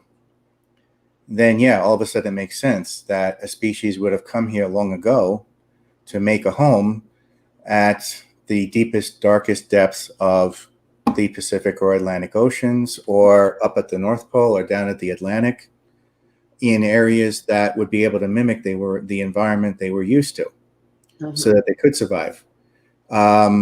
This is if you remember the movie The Abyss with Ed Harris, that's an excellent example.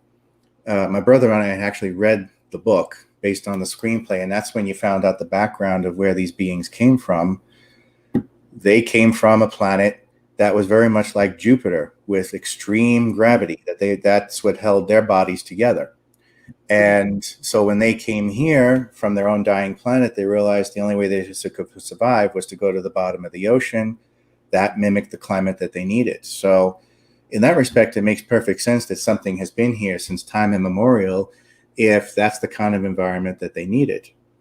And in doing so, that would also explain why they may have preserved all of these, what we now are labeling as extinct prehistoric fish or mammals of the sea, which all of a sudden we're realizing aren't extinct anymore because of the climate changes that are forcing them to come up to the surface with the changes in the ocean and the salinity and so forth. It's changing their environment and it's pushing them up, and we're realizing, oh, these things still exist and they're in the fossils, but here they are today. They never went extinct. We just didn't see them. And it's probably because they were being cultivated and nurtured down there with these civilizations. And so So is it possible that as things, I know there's things called Kali Yugas. I'm also reading a book called The Fourth Turning. It's sort of like Kali Yugas, which, you know, they're writing about the various cycles that we go through that keep repeating themselves after a sense. Is it possible that these things are now saying it's our time to come back? And, you know, how they say prehistoric animals walk the earth, and this, you know, and we're in the sea. Now they're starting to resurface as these cycles are changing. Is that possible? yeah, it's possible. If the climate changes enough to let them come, speaking in symbolic terms, come back to the surface, so to speak, then if the environment allows, it's, you know, the only let's put it this way, putting aside the redwood trees, which are an anomaly, the only reason your average tree is only allowed to grow so high is because the oxygen and carbon dioxide content changed in the atmosphere, stunting their growth. If that combination changes in any other way, the trees will grow shorter, or they'll go back to being tremendous and immense again, like even taller than the redwood trees. So it's all a matter of changing the atmosphere of the planet as to how big something is going to grow. It's just like your average goldfish. The bigger the tank, the bigger the goldfish. Yeah. So, do you remember in 2010, there was a series that came out on TV, I think on ABC. It was called The Event. It was 22. It was interesting. There were 22 episodes. I watched all 22 episodes of it. And you could probably Google that, and if you're not familiar with it, and I don't know if anybody on who's listening is familiar with The Event. But one thing about The Event, it came to there was one incident in it, incidents that was similar to the Malaysia Air flight disappearance, and I'm not sure whether that happened before or after. Did that happen before or after 2010? I'm not sure. It was very similar to the Malaysia Air event disappearance, but in this case, these people end up uncovering what they call the greatest American cover-up in history.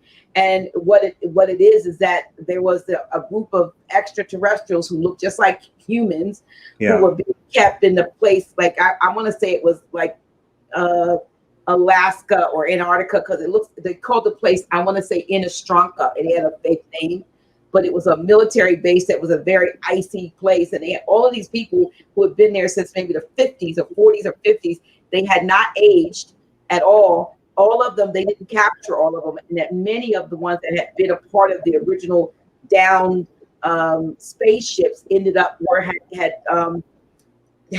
actually just brought themselves in with society. You know, they had become acclimated, and they looked like you and me. The problem was that if they got involved with anyone in their lifetimes, in a person's lifetime, they never aged. And so, you know, they ended up, you know, you marry someone, and then your spouse is growing old, and they didn't grow old. Right. But the bottom line to this was at the 22nd episode of it, and I thought Short was going to come back the next season. This planet shows up, and it's almost touching the Earth. Oh. And there was a melanated president, and played by Blair Underwood, I think it was, played the president, and his wife was I don't know who she was, but anyway, the planet is coming down. Almost, it looks like you could touch it, and the son is saying to the mother, "What is it?" And she says, "Home." Oh, okay. It goes off like that, and it never comes back on. They had suspected that the president, the first lady, was maybe extraterrestrial, but she wouldn't take the blood test. They were making everybody take a blood test to figure out, because they were in government, they were in business, they were in everywhere.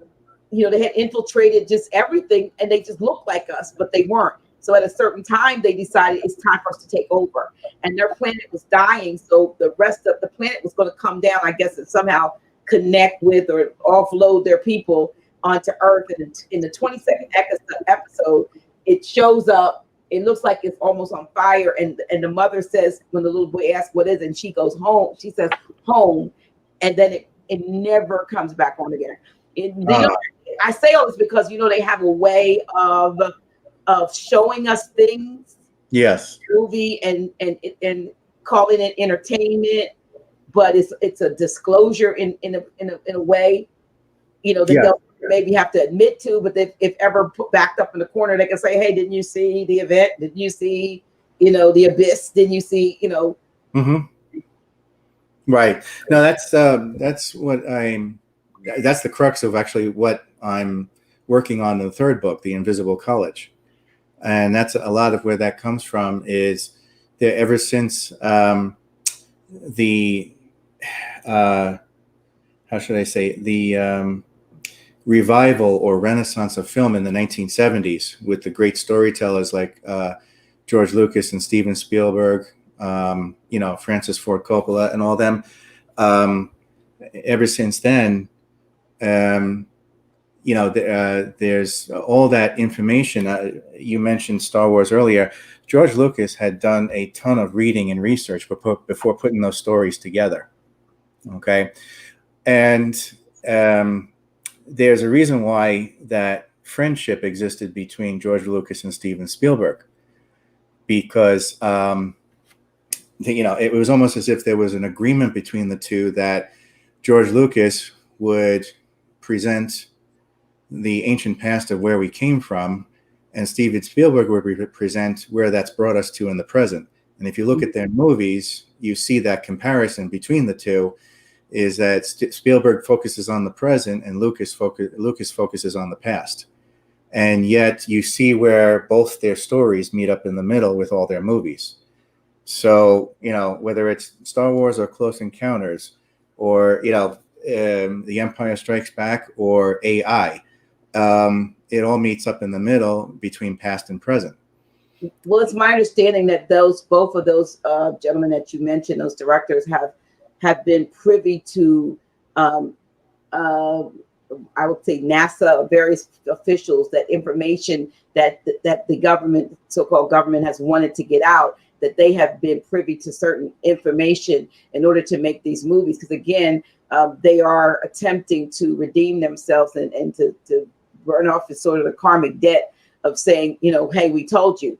And that they get certain levels of knowledge and intel, if you will, from their association. Just like, Walt Disney, many people look at Disney, well, looking for a lot of things now, but back in the day, of doing all these, I don't want this video to get, but anyway, they looked at Disney, basically for making children's movies and so forth, his studios. But then you go back and you look and you see where most of the studios, including what Disney was doing, they did a lot of propaganda films and pieces for the government, for the military and so forth. So they weren't, while they were putting out these little, kid things, and then, again, those things are questionable because there were other things going on. They were also doing a lot of things to help the government push its agenda, as we see happening today. Although it appears to me that with the current situation that we're going through, it seems as if there's a like, I don't know whether they're trying to get away with Hollywood, get rid of Hollywood. I said Hollywood altogether, but it seems to be their acting is more of a day-to-day reality that we see in on the mainstream media, that kind of thing. And they're doing less and less of, we're not going to do any theatrical, big budget movies. They can look at all the stuff that's on live stream and do little at home alone together presentations. That's what'll keep you guys getting a paycheck. But maybe is it possible that the era of illusion, government-sponsored illusion is becoming passe? That perhaps they're going to get rid of it, and they have some new reality. Is disclosure maybe at hand? I mean, because we could be real busy, like saying, when are they going to drop in on us when they tell us that they really exist? You know what I mean? We could, our whole our whole idea of entertainment may switch to sky watching and camping out, coming to New Mexico and different places where they, see a lot of this instead of watching this stuff. So do you think we're any closer to disclosure by the so-called government, the ones that have been withholding a lot of this information and giving us this fantasy view of things? I have a very different view on disclosure that often gets me into trouble because it goes against the grain of the predominant mentality in ufology, the predominant mentality with ancient aliens, okay? Mm-hmm. And that predominant mentality, in no uncertain terms, is a white mentality, a white perspective, a pale-skin perspective. Okay, let's face it. When's the last time you saw a black ufologist? Okay, they don't exist in too many places. Billy Carson. Well, there's one. Okay, and I've met one in all the years I've been going at this, and that just proved the point to me. So, and when it comes to ancient aliens, all you ever hear is from these white guys who talk about these ridiculous fear-based conspiracies that satisfy their own white Masonic ego. Instead of going straight to the horse's mouth, people of color and hue, whether it's a Native American high priest or an Egyptian adept, okay, whatever direction you want to go in the Moorish community, why aren't we going there and going straight to the horse's mouth? If I have Native Americans in my audience, I challenge them. I was like, you do know the only reason you're listening to me is because of the way I look. And yet the fact of the matter is I got my information from your elders, your dark-skinned elders. So why aren't you listening to them? And that's the challenge I put out there to the younger folk out there who are 7 shades darker. If you're going to listen to me, then where do you think I got the information from? Right. Your own people, because we don't like to do that. Right. So, and I think that's, I've been guided to those mentors along the way by the Crone. So my viewpoint on this whole disclosure thing is that if you're expecting something from the top down, forget it, because and this is the people who have spearheaded that are privileged white guys, okay, with no regard for the Native American perspective, the Native African perspective, the Native Arabian or Asian perspective, okay. It's just this pure mentality of, if we get this information released, it'll solve all the ills. Yeah, but your white skin still exists. So what are we going to do about that? Because that's the root of the problem. And the release of alien technology amounts to nothing more than a Band-Aid on an open wound, a festering wound. Technology is not going to replace psychological damage. Discussion, dialogue is. And as far as the benevolent factions of the galactic community are concerned, disclosure began with the crash at Roswell and has escalated ever since then as a grassroots movement throughout the local community from the ground up, not the top down. So as far as I'm concerned, disclosure has already taken place. What we do with that information is equivalent to the mentality of white fragility. Oh, they don't exist. That's all just, hearsay and whatnot, really. Because the mentality of white fragility is the same mentality that can be applied to the grassroots movement for which disclosure has already taken place. Oh, the aliens don't exist. Well, that's convenient, especially since many of the ones we'd be contacting from our own ancient history would be 7 shades darker. And that's a complete violation of that white privilege. Oh my God, they're 7 shades darker. It goes back to that infamous episode from Rod Serling's Twilight Zone, To Serve Man, one of the best episodes ever. And these aliens come down and they give these scientists a book with a symbol on the front, and they were able to decipher the symbol as saying to serve man. Well, they're all white scientists, And of course, the ego kicks in. Oh, look, to serve man. They're here to help us and whatnot. And, okay, well, it takes a woman, a female scientist, to actually decipher what the book says. And as half the human race is being hauled onto the spaceship with false promises of what they're going to see on another planet, she comes running out from the laboratory and starts screaming, "It's a cookbook. Don't go."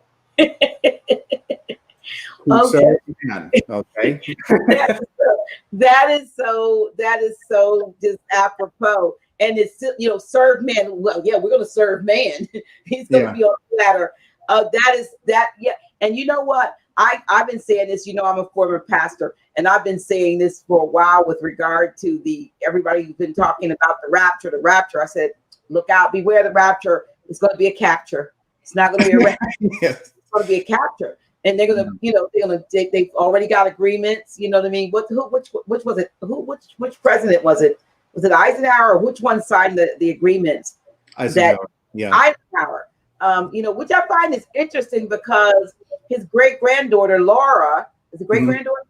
Yeah. Is on the other side of this, but your grandfather or great-grandfather is the one that, got us into these crazy deals to trade human lives for technology and so forth. That's a prime example, because the first set of beings that approached him were the benevolent factions. And they said, look, we can help you guys, but you guys got to give up this destructive behavior. You got to give up your atomic weapons. He didn't want to do that. Eisenhower was like, screw that. I got to deal with the Russians. And he wasn't looking at the bigger picture, because at the same time that they were approaching us, they were also approaching the Russians and the Chinese, and all of them came back with negative answers. Nope. This is our chunk of real estate. This is our tribal territory. And we're going to continue chucking spears at each other with plutonium heads on them. So then that opened the door, because nature abhors a void. So what automatically fills that void 9 times out of 10 is fascism. And so here comes the corporate bean counters, the Greys, the other malevolent faction. And they're like, oh, you rejected the first offer. Well, how about this offer? We'll show you how to amplify your weapons 1,000-fold and become superior if you align yourselves with us. And that ended up selling the American people into another form of economic slavery. So, and I can't honestly say that Eisenhower did it on purpose. He was in an impossible situation, but he made a very stupid and ignorant decision that I would dare say that if he was 7 shades darker, he never would have made that decision. Wow. Well, now, what was the name of, there was in that same subject, there was the one that came, I think he was here in the U.S. He came to the planet, and he was at the White House. He had a book too. He gave the then president the book of the cure, the solution to what was going on. And again, he was rejected. Forgot his name. He had a name, and they tested the suit he had on and everything he had. They found it was no material that was known to man on Earth or whatever. And he came and stayed maybe like a year, and then he left because they didn't want the benevolent or peaceful solutions that he offered. And that is again indicative of you talked about at one point, you mentioned they had to come and check out what these I think you said, I don't know if you call them gorillas or simians or something that were what they were doing. And when you said it, I thought about the Planet of the Apes. Yes. Because when I see that movie now, I kind of think, hey, that's when we found that what we made into Albions or something. I don't know. Yeah. But the Planet of the Apes story, especially both the original ones from the 60s, but more importantly, the new ones, the trilogy that they made more recently with Caesar as being the main character, center and focus, is another prime example of the Invisible College. Because that was a prime example of us represented by Caesar and the apes, us in the past waking up and realizing who was oppressing us. Okay. And this is where you start getting all these legends and myths about intergalactic warfare, India, and the Vedic literature reads like a graphic novel of extraterrestrial wars. And you also have the Mayan. And what are the names of some of those texts that people should maybe try to get? I just refer to it in general as the Vedic literature. Do you have a list on your I'm putting up your website. Remember, do you have any information like references and so forth on your website that someone could? Sure.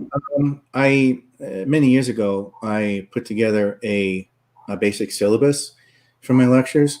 I always try to go back to it and update it every so often. But if you go to my website, ufoteacher.com, and just go to the part that has my bio from the drop-down menu, you'll see on the left-hand side, there's a link there for the syllabus. And it's a PDF. You can download it for free, take it, and run with it.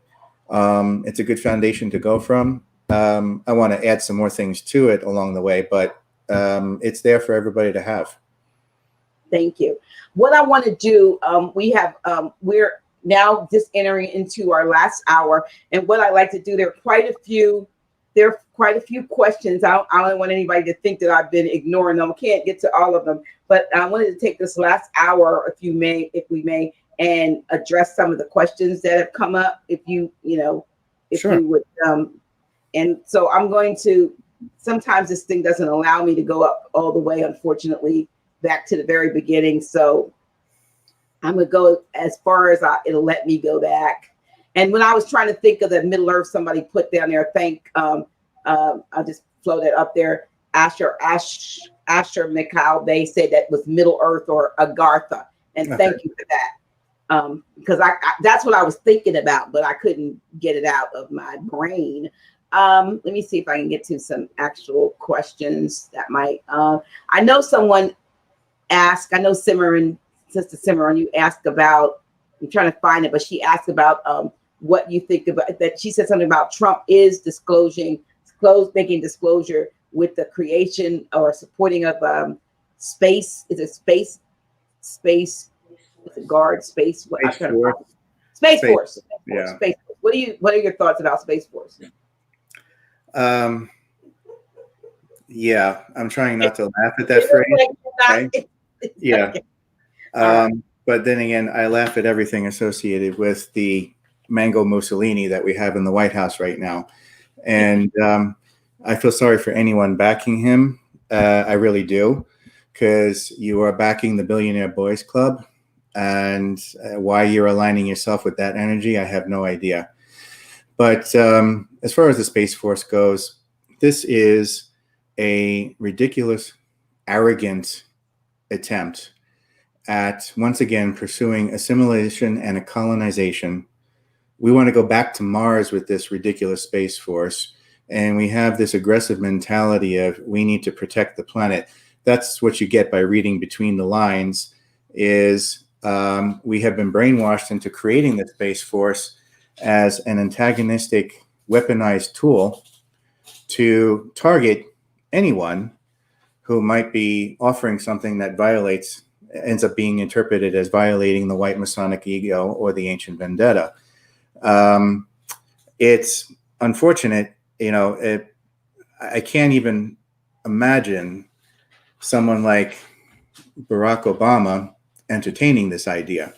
So only someone with an ego the size of the Texas Panhandle would create something as ridiculous as this. They didn't even put any effort into the logo. Have you seen the logo for Space Force? No, I haven't. Seriously, Gene Roddenberry is rolling in his ashes. It's like a poor ripoff of the Starship, the Star Trek logo. So I could nearly just laugh at it there. But the Space Force ultimately is, once again, manifest destiny. Okay, let's go to another planet, put our flag on it, and pretend that we own it. Let's go back to Mars. The problem is Mars was already destroyed, so what are we going to do? Go back there and destroy it again? And what's the point? We already have an illegitimate, illegal space program that has already colonized Mars. It's a collaboration between China, Russia, and the United States, and England, Europe. So they're We didn't, already up there. They already have the. they've been up there for quite a while, because while we were messing around with some ridiculous tin can technology known as the Apollo mission, they had already invented an illegitimate space program that was using advanced reverse engineered alien technology. Unfortunately, we got that because we aligned ourselves with the wrong type of entities. But they handed that off to us in a controlled manner, like a controlled slow burn, so to speak, to keep us under control, but let us feel like we could still be dominant. And these people that are part of the Billionaire Boys Club are in for a sad awakening, because they have been brainwashed by these malevolent factions into seeing themselves as little kings. And yet, in truth, they are nothing more than middle management and serving as a placeholder. So when push comes to shove and the true landowner comes back, the true corporate titan, these Billionaire Boys Club, these people in the Billionaire Boys Club and the Good Old Boys Network, like Donald Trump, are going to be in for a sad awakening, because they made their bed and now they're going to have to sleep in it once they realize who they aligned themselves with. So there's nothing good that can come from a Space Force, especially when you look at the type of international space treaties that have been loosely created ever since the 1950s or 60s. And nobody bothered to go back and look at these agreements, because nobody was really investing in, well, are we going to colonize Mars? Okay, fine. Well, does Mars really belong to us, or does it belong to somebody else? And what happens when we use Mars as a jumping point to get to the asteroid belt, which is actually the other half of Mother Earth, belongs to us? Well, what if somebody already owns those asteroids? Someone who is alien, someone who doesn't like us messing around with their territory or their profit margins. Well, now you've just pissed off someone who has a lot more firepower than you do and a lot more sophisticated weapons, and they might just want to come back here and blow you to smithereens. We see this happen in The Invisible College with Babylon 5, which was a great series in the 90s. It came out the same time as Star Trek Deep Space Nine. And in Babylon 5, the way it starts off is we have this Space Force, and it the first extraterrestrials we come in contact with are these advanced extraterrestrial beings called the Minbari. They are spiritually advanced, but they are also judicially advanced, and they are also technologically advanced. So they're advanced on all levels compared to us. Okay. And this is where we get into the white mentality being put out in there in space, when the white psychology is not properly educated on how to handle things like this, because the first contact made with them was a belligerent white militaristic captain. You could tell he was, one of those conservative types that just, wants to kill everything in sight. And when he comes in contact with the Minbari, their perception of peaceful contact is to approach you with all of their guns open and all their weapons unarmed, to show you what they have and that they're not going to use them. Well, our dumbass mentality based on this white captain was, oh, that's a threat. They're going to attack us. Fire on them. Well, what happened when we fired on them? We killed their high priest. Well, if you're going to kill somebody's high priest, you're going to piss off the entire race. So that started an intergalactic war that nearly wiped out the human race. And I see how true that is today with the invention of the Space Force, with no grounded international space treaties to guide us by, because corporations don't care and they're going to ignore those treaties once they get out there. The question is, who's going to enforce those treaties? And when you start allowing these corporations out there, who are they going to start a war with based on greed and territorial rights? And whose territorial rights are we going to pay attention to? Usually the one with the bigger guns and the more sophisticated weaponry is the one we're going to pay attention to. And the one who infects us with a germ or a virus that we can't handle is going to wipe us out. Case in point, these dirty white Europeans who came to a very clean, pristine Native American environment. Well, what happens when those alien germs from an abomination like the white European ends up infecting the Native American? It killed their immune system, wiped them out, to the point where the French had figured that out, and they decided to poison their blankets with all manner of disease and give them to Native Americans and poison and destroy Native Americans from the inside out, which is kind of reminiscent of what the FBI did with the COINTEL program by introducing heroin into the Black community. So this is how you invent these kind of problems. And when we go out there, we are not educated enough. We are not evolved enough. We are not intelligent enough. And especially when you're allowing the pale skin to lead the way. That's the first mistake right there, is allowing a white perspective, a white face, and a white psychology to control the dialogue with extraterrestrial intervention, extraterrestrial contact. That's the wrong way to go.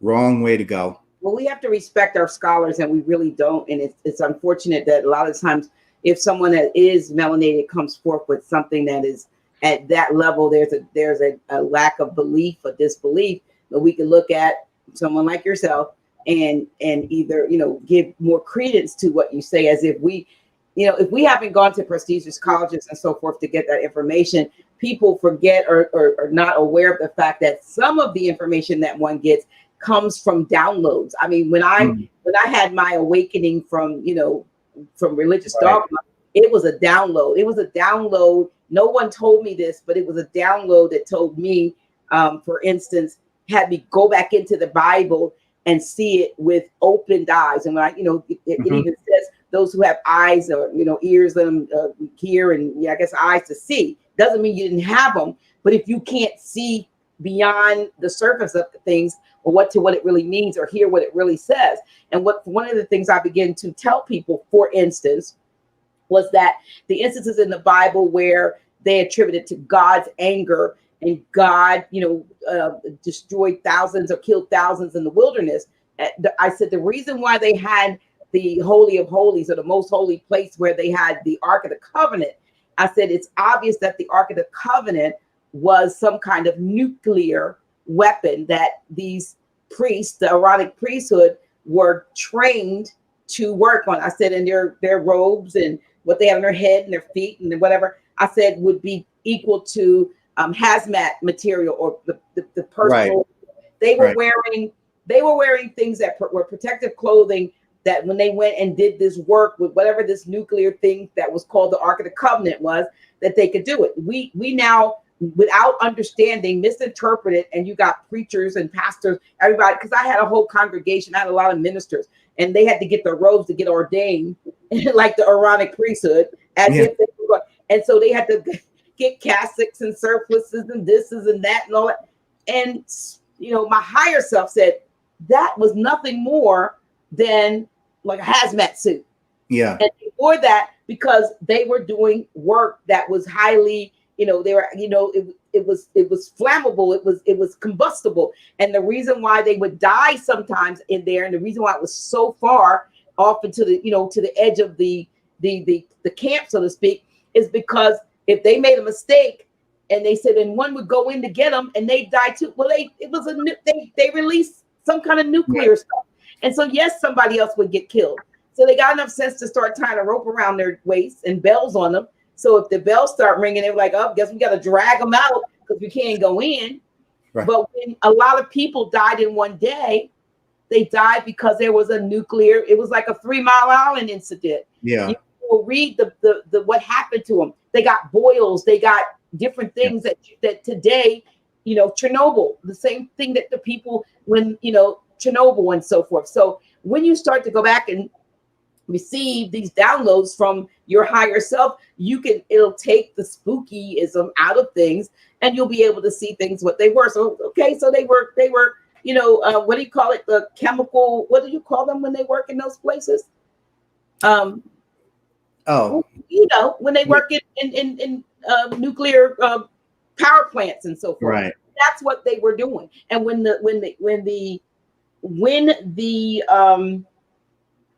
giants, who were they? Goliath's people. When they stole it and they wanted to get it the hell back to them real quick, it was because they didn't get the instructions on how to deal with it. And Yeah.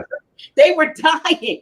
They didn't know how to deal with it. And so they wanted to get that thing back to them because, they knew they had something powerful. But if you take something powerful and you don't get the instructions on how to use it, then in your hands, it becomes destructive to you. Right. And so that type of download of information is available, came to me from just saying, okay, give me the truth. Now the whole congregation's gone, and my higher self has said, let me train you, let me educate you, let me tell you what was really going on. Let me tell you why, his hair got white when he went up there and met God up on the mountain. Yeah. Because he was near some radioactive material from the spaceship that came down. So I began to get all of this information, and I knew, and then it was later on that I ran into materials like Dr. Zachariah Stitchen's work and stuff, and it said the same thing. Mm-hmm. Yes, you even see that taking place with the apparitions of Fatima at the beginning of the 20th century in the area of Portugal. When you start taking a much closer look at what those three children actually said, as opposed to what the church twisted it into, you realize that one of the key pieces of dialogue that was swept under the rug was the dialogue between the oldest child, Lucia, and her mother. And in that dialogue, her mother asks her, she says, your little cousin who was with you says that you all saw Our Lady, as in Virgin Mary. And she turns around to her mother and she says, I told Jacinta to keep her mouth shut. That's not who we saw. I said we saw a little white lady hovering over the tree. And as it turns out, all other accounts of the thousands of people that came pointed out that it was a silver disc coming down out of the sky.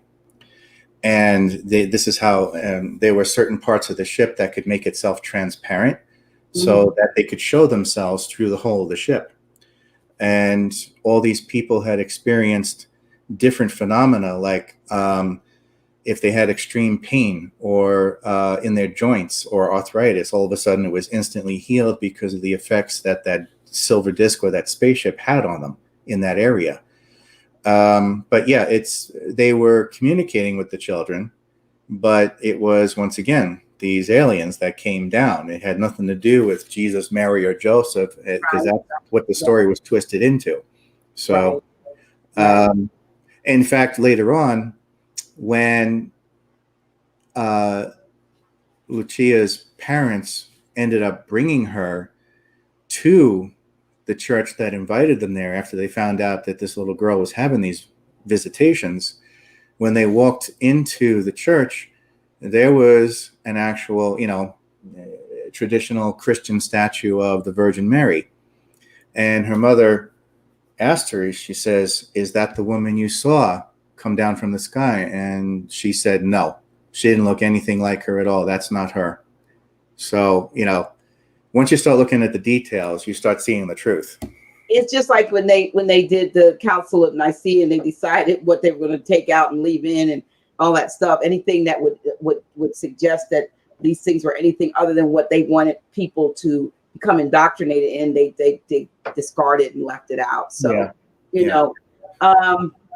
let me get to some more questions. I do apologize to them. Let me see. Okay. Let me see. Okay. All right. Just trying to get a question that is okay. Okay, here's the question. She wants to know if you have any knowledge of a soon merging of planet Earth and another planet. Oh, I did actually see, I saw that question pop up in there. Yeah.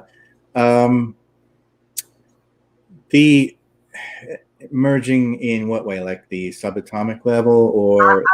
I'm assuming, I heard something recently too about that.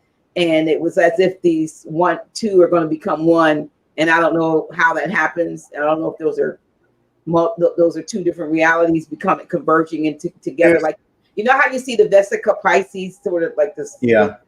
Yeah, probably more like that. If whatever perspective you're coming from on that, there's a great set of books that I recommend that person read, and it's by Dr. Brooks Agnew. They may have come across these books already, but it's called the Birth series. The Who series. Birth. It's the word Earth with the B in front of it. Birth. Okay. And it's 3 books, trilogy, and a lot of it is about how stress points on the planet. Once again, what we were talking about before, like the Great Flood. Say Brooks Agnew.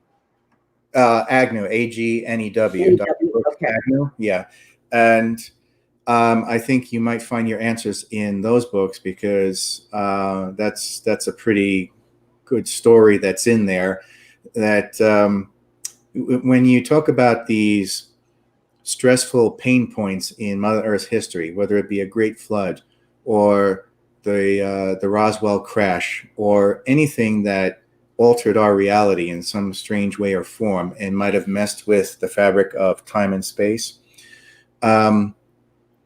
you have this scenario where for, once again, a brief moment in time, 2 Earths, Earth 1 and Earth 2, showed up in the same orbit in our solar system, and the fabric of time and space had broken down just enough that these 2 versions of Earth collided with each other at a molecular level, not catastrophic, but at a subatomic level.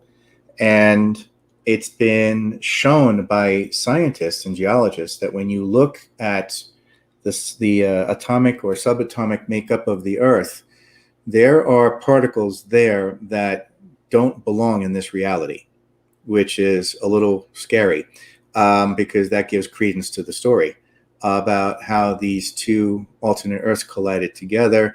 It tends to coincide with the idea of how giants suddenly showed up on the planet out of nowhere, even though a lot of that is of an extraterrestrial presence as well, like the Anunnaki.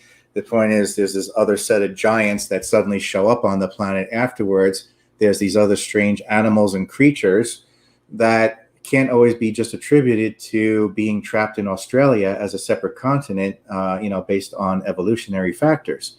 So all these anomalies started to show up after the Great Flood on this planet. Mm-hmm. So it's like, okay, you look at the subatomic makeup of the Earth, one thing is not like the other. There's some portion of our atomic makeup on this planet that doesn't belong here. There's something to be said of that too, because at some point in time, and I know this probably goes against the grain of what the question was meant for originally, but at some point in time, it is felt that this situation will correct itself and these 2 Earths will split apart again and go back to where they belong. Now, that has some pretty weird implications too, because that means we've been, generation after generation, we've been born on this planet. So like years ago when I had this conversation with Dr. Agnew, I had asked him, I said, well, what if it's a situation where these 2 Earths go back to their own dimensions? Our Earth stays here, but the other part that doesn't belong goes back to where it's supposed to be. What about my brother and I? What if one of us was supposed to be here and one of us wasn't? What happens then? Do we just forget about each other? Does that memory just go away as if one didn't exist in the other's life? So, there's that spiritual and philosophical aspect of it as well. How does that affect the human condition, the human family, the community? What happens to us when that happens? Do we all just stay here? Does that negate the notion or the belief that those who believe in a literal return to source after each transition, that there's a place that is non-local that we go to, Yes. And then there's also the notion of the theory that we are non-local projecting outward. Yeah. And when I think about that, I think in terms of, okay, so I've said this before. I remember saying this when I was a pastor in the congregation. And I said to them, I said, I'm not sure if this is my reality or yours, because if everyone has their own reality, do I have you in mind, or do you have me in yours? Right. Or are we, Right. how is the collective all together at one time if everything is in a non-local place projecting just scenarios. I wake up every day and I do something different in the scenario, and I interact with different people. So some of it gets a bit deep because Yeah. I can't wrap myself around some of the theories, because it doesn't mean they're not true. It just means my finite mind will not let me Yeah. see all the probabilities of that particular scenario. Have you ever gotten a chance to talk with Sonia Barrett?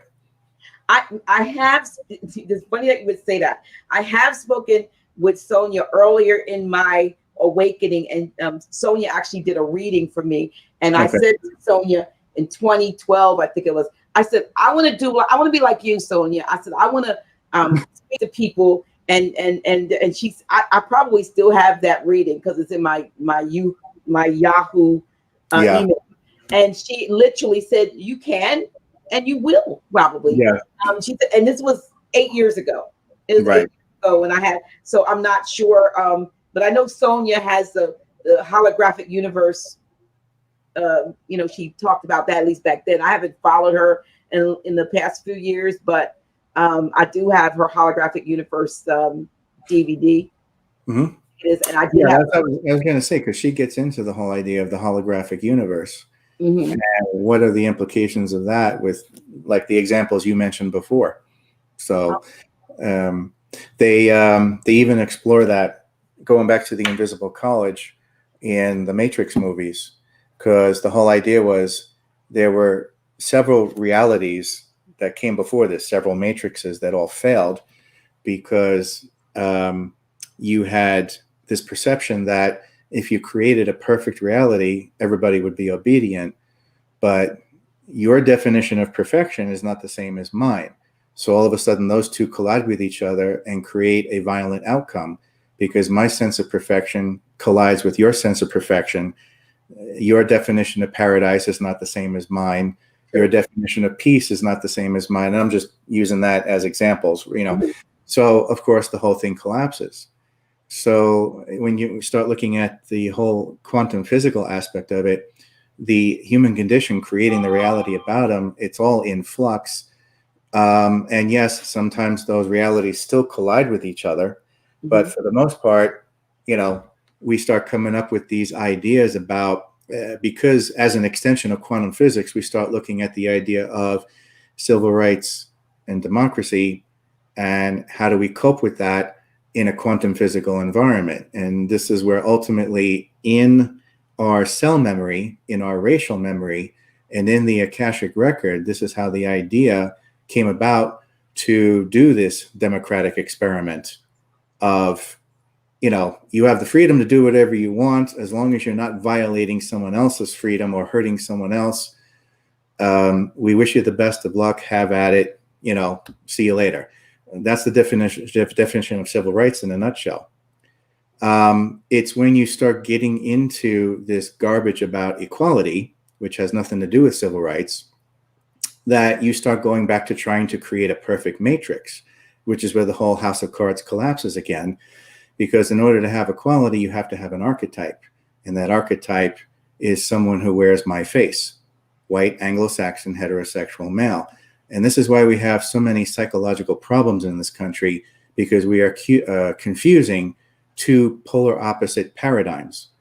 We're confusing civil rights with equality, and these two have nothing to do with each other. They're as different as night and day.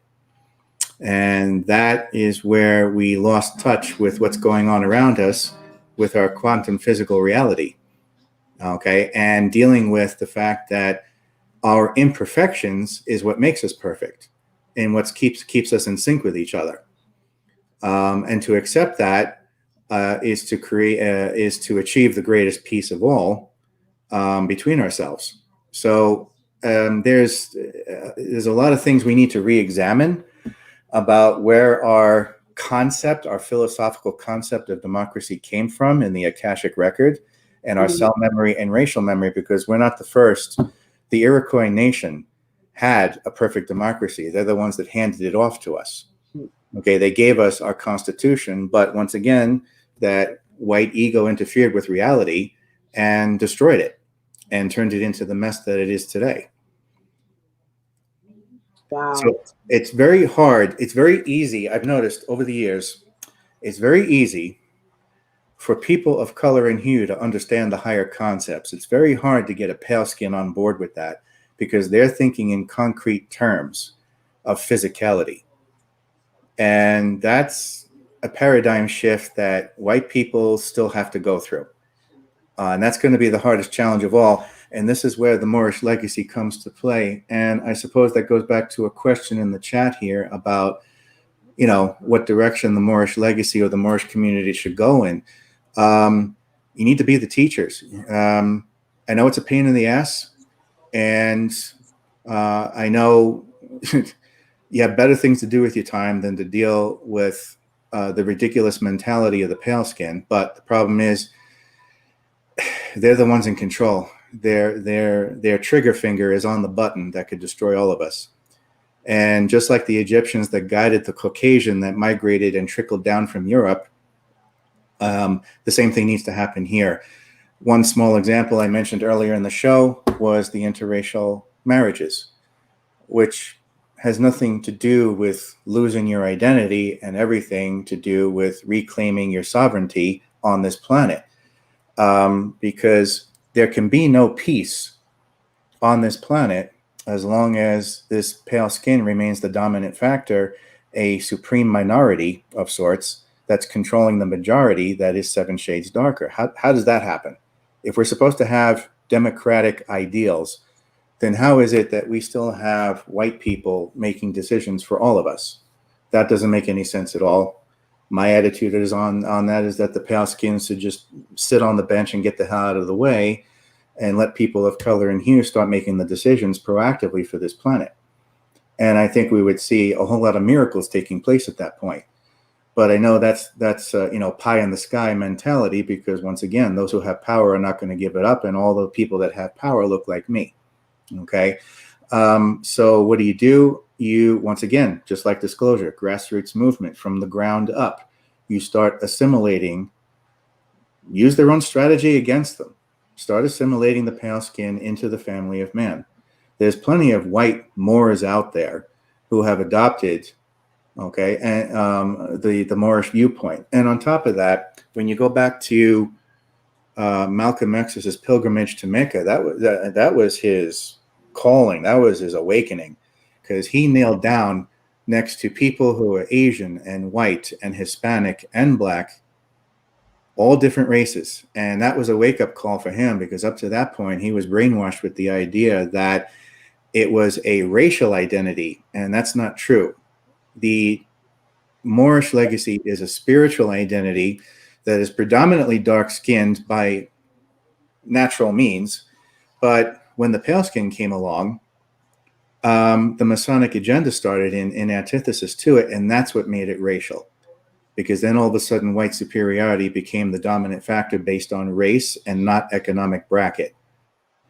And that's when the bitterness and all that animosity started in of destroying the family of man, the sun-kissed people of color and hue, on purpose to target the Christ energy that gave us what we needed to fight against that corporate regime, that white mentality, that white psychology of assimilation into the Borg collective.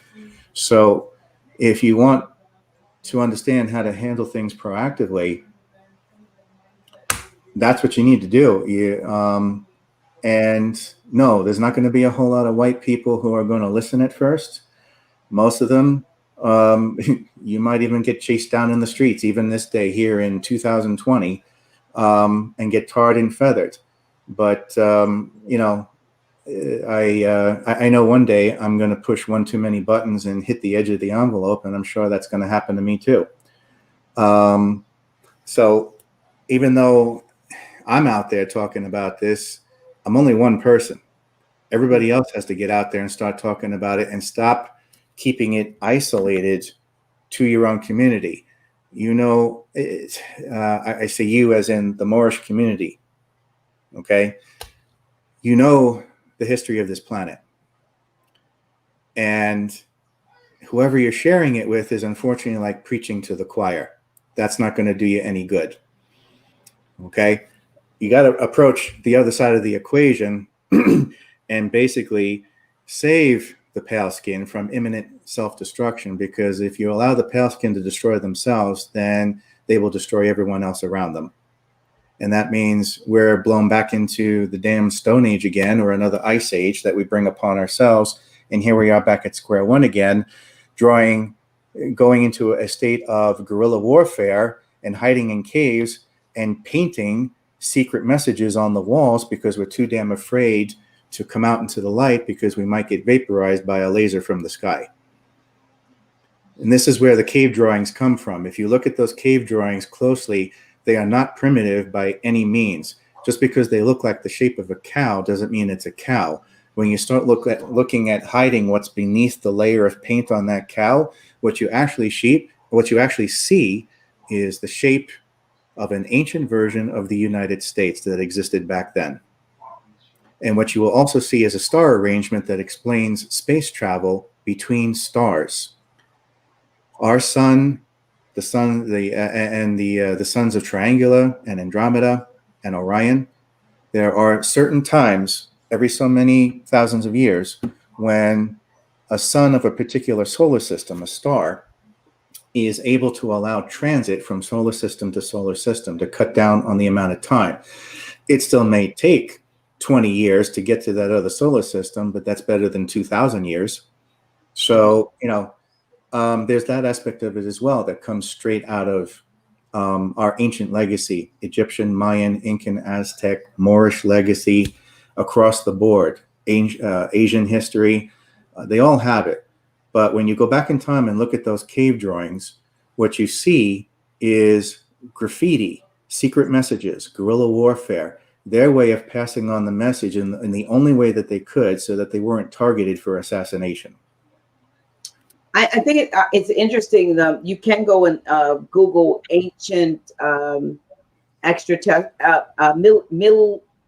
what would it be? The Middle Ages ancient extraterrestrial art. I may be calling it wrong, but you can look for that, and you'll find that there are pictures that we have seen for years, and they may show us a picture of people. Looks like it may be in Italy or something, and they're walking. The crowd is walking down like the Via Dolorosa or something, and they seem to be in some kind of a frenzy, and they've only showed us this much of the mid part of the picture, but now they're showing us that above them, the light that's coming down is like not the light of God's glory, but it's a spaceship. Yeah, it's a saucer flying above them in these ancient pictures. Oh, and yeah. They're great for showing you the middle part. And not Right. and you can see a light. So we've always assumed that was the glory of the Lord shining down on them. There's even maybe it was the Lord of the Ring in the saucer. I forget the name of the painter, but there's an infamous painting by an ancient Flemish painter, and it depicts the baptism of Jesus on the River Jordan. Mm-hmm. And it shows 4 rays coming down from the sky around him in the water. Well, where the rays are coming from, this Flemish painter was smart enough to paint a UFO, a spaceship. And these 4 rays are coming down onto this Christ figure from this spaceship. Wow. You can easily find it anywhere on the internet. Just look up Flemish painting, Jesus, spaceship. You'll find it right away. There's a lot of art like that. Yes. They just conveniently don't show you the source of the light, and so there's just been a lot of things that have been kept from us deliberately. And I don't know whether it was because they felt that we could, like you said, you can't handle the truth, or whether or not. I don't think the truth would factor in well with dogmatic teachings that would have us fearing this God and going to hell if we didn't pay. if we knew there were extraterrestrial beings or so forth, our concerns would probably not so, we wouldn't be so trying to become holier than thou, because we'll realize that what we are dealing with is I think we would do more self-examination, because because where did I really come from? And am I an eternal being as opposed to a one and done based on what they're telling me? And how, is it possible for me to be quote unquote sinless and so forth? Or is that something that was unfairly put on the people in order to keep them under control? So there's a lot of things that you would question with disclosure. Well, the concept of sin is a manufactured one for the sake of ignoring reincarnation. Yeah, absolutely. You can't make money off of reincarnation, but you can make money off of sin, because then you can pay your way into heaven. Yeah, you can buy candles and light candles for even the ones that have already left. You can get them out of purgatory. That's the only reason for inventing sin. And I find it interesting that the word sin is a mathematical reference to that which is without. With that, so like the sine and cosine and tangent, that's all straight out of logic and algebra and all that. And somehow that got warped and demented into some kind of propaganda about how evil the human being is and how dirty the human being is, how sinful the human being is. When you take a larger look at it, you realize that all that rhetoric is for the sole purpose of destroying the psychology of the human being, so that the human being loses focus with its true origins. Mm-hmm. And therefore doesn't look any further, because with that kind of brainwashing, you become too afraid to explore, because everything's based on fear. Oh my God, the church is watching, Big Brother's watching, the eye in the sky is going to get me. And under that kind of fear, you cannot sustain a creative mentality that allows you to explore the higher realms at all. True. Because then you feel like you're an outsider, like you've just alienated yourself from the state. And, if that's brainwashed into you as being forbidden, then any kind of knowledge that tries to come to you is seen as evil or alien or forbidden.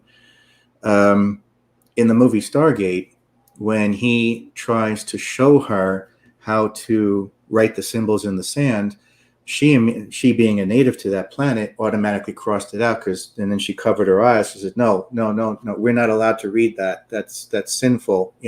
We're forbidden to read that. And he had to re-educate her and tell her, no, there's nothing wrong with reading this. Let me teach you.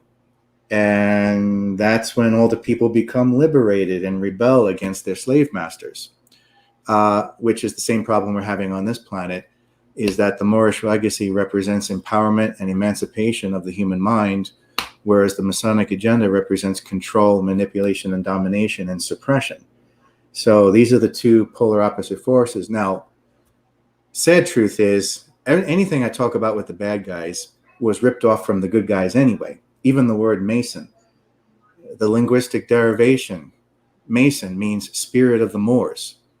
Even that word was ripped off from the Moors. Because when you go back in time to Egypt, what are the temples called? They're called Masonic temples. Spirit of the Moors in the temples. Temple of the Moors. That's what the word Mason actually means. But it has been warped, demented, raped, and molested to the point where now it's no better than the Illuminati and white Freemasonry. It's become perverted. So I look forward to a day when the Moorish community can even reclaim that word as theirs initially, because it belongs to them. And even that part of their legacy was ripped off with all these words that were taken from them. I'm a big advocate at looking at words and deciphering them and pulling them apart and seeing where they actually come from, because that liberates the mind right there. Once you know the words, Yeah. So if you don't know where your words come from, then you're disempowered. You're a slave. You have no idea what you're really saying. Okay. True. Listen, another question, Simran says, what type of aliens are the people on Nibiru? Greys, reptilian, etc.? Nibiru has always been associated with the Anunnaki, and there are different types of Anunnaki. They are loyal to Anu, and I talk about in my book about the Anunnaki being serving as middle management to the reptilian queens, and I characterize them as being the Canis feudal lords. There are others. Sirius, would that be like Dog Star, Sirius? Yeah. Basically, bipedal werewolves, okay? That kind of thing, bipedal dog, okay? If you can, and as far as the reptilians go, if you can imagine a Komodo dragon walking on two legs, that pretty much describes it right there. So you've got those two aspects of it. Nibiru belonged to the Anunnaki. I'm not quite sure if we can really call it a planet in our solar system or just a really advanced technological device like that of a Death Star from Star Wars. Oh, so it may be like a floating sort of yeah, like and a it's mothership type thing. Yeah, it's okay. It's been surmised that also characterizes the artificial moon we have floating around Earth right now, which is perfectly round. Black. Is that black? What do they call it? The black star. Black. There's something they said is out there. Oh, there's an ancient satellite. Yeah, it's a black satellite. They call it the Dark Horse or the Dark Knight. The Dark Knight. And that's been out there since time immemorial, watching over us. Kind of like the monolith in the movie 2001. Okay, black monolith, black satellite, same thing. So, but it's often been felt that if you were to pull away all the dust and soot and crust off the moon, you would actually see the metal hull, and that's kind of like another version of Nibiru, another Death Star. So, I've heard that too. But how does that explain the effect that the moon has on us here on Earth? Because you know how they say, "Oh, the moon must be full because people are acting a fool," or whatever, or you have different things, the tides and so forth. So, if it is a satellite and not a living, entity, so to speak, like a planet, why is there something in there that's mechanized that is changing, the tides or affecting people? Yeah, it's regardless of organic or artificial, it's still an immense size, and it's going to have a pull on this planet and affect the tides and the water just by being a body that's out there floating around, because everything has gravity, and it's not some small tiny asteroid. It's a pretty big thing.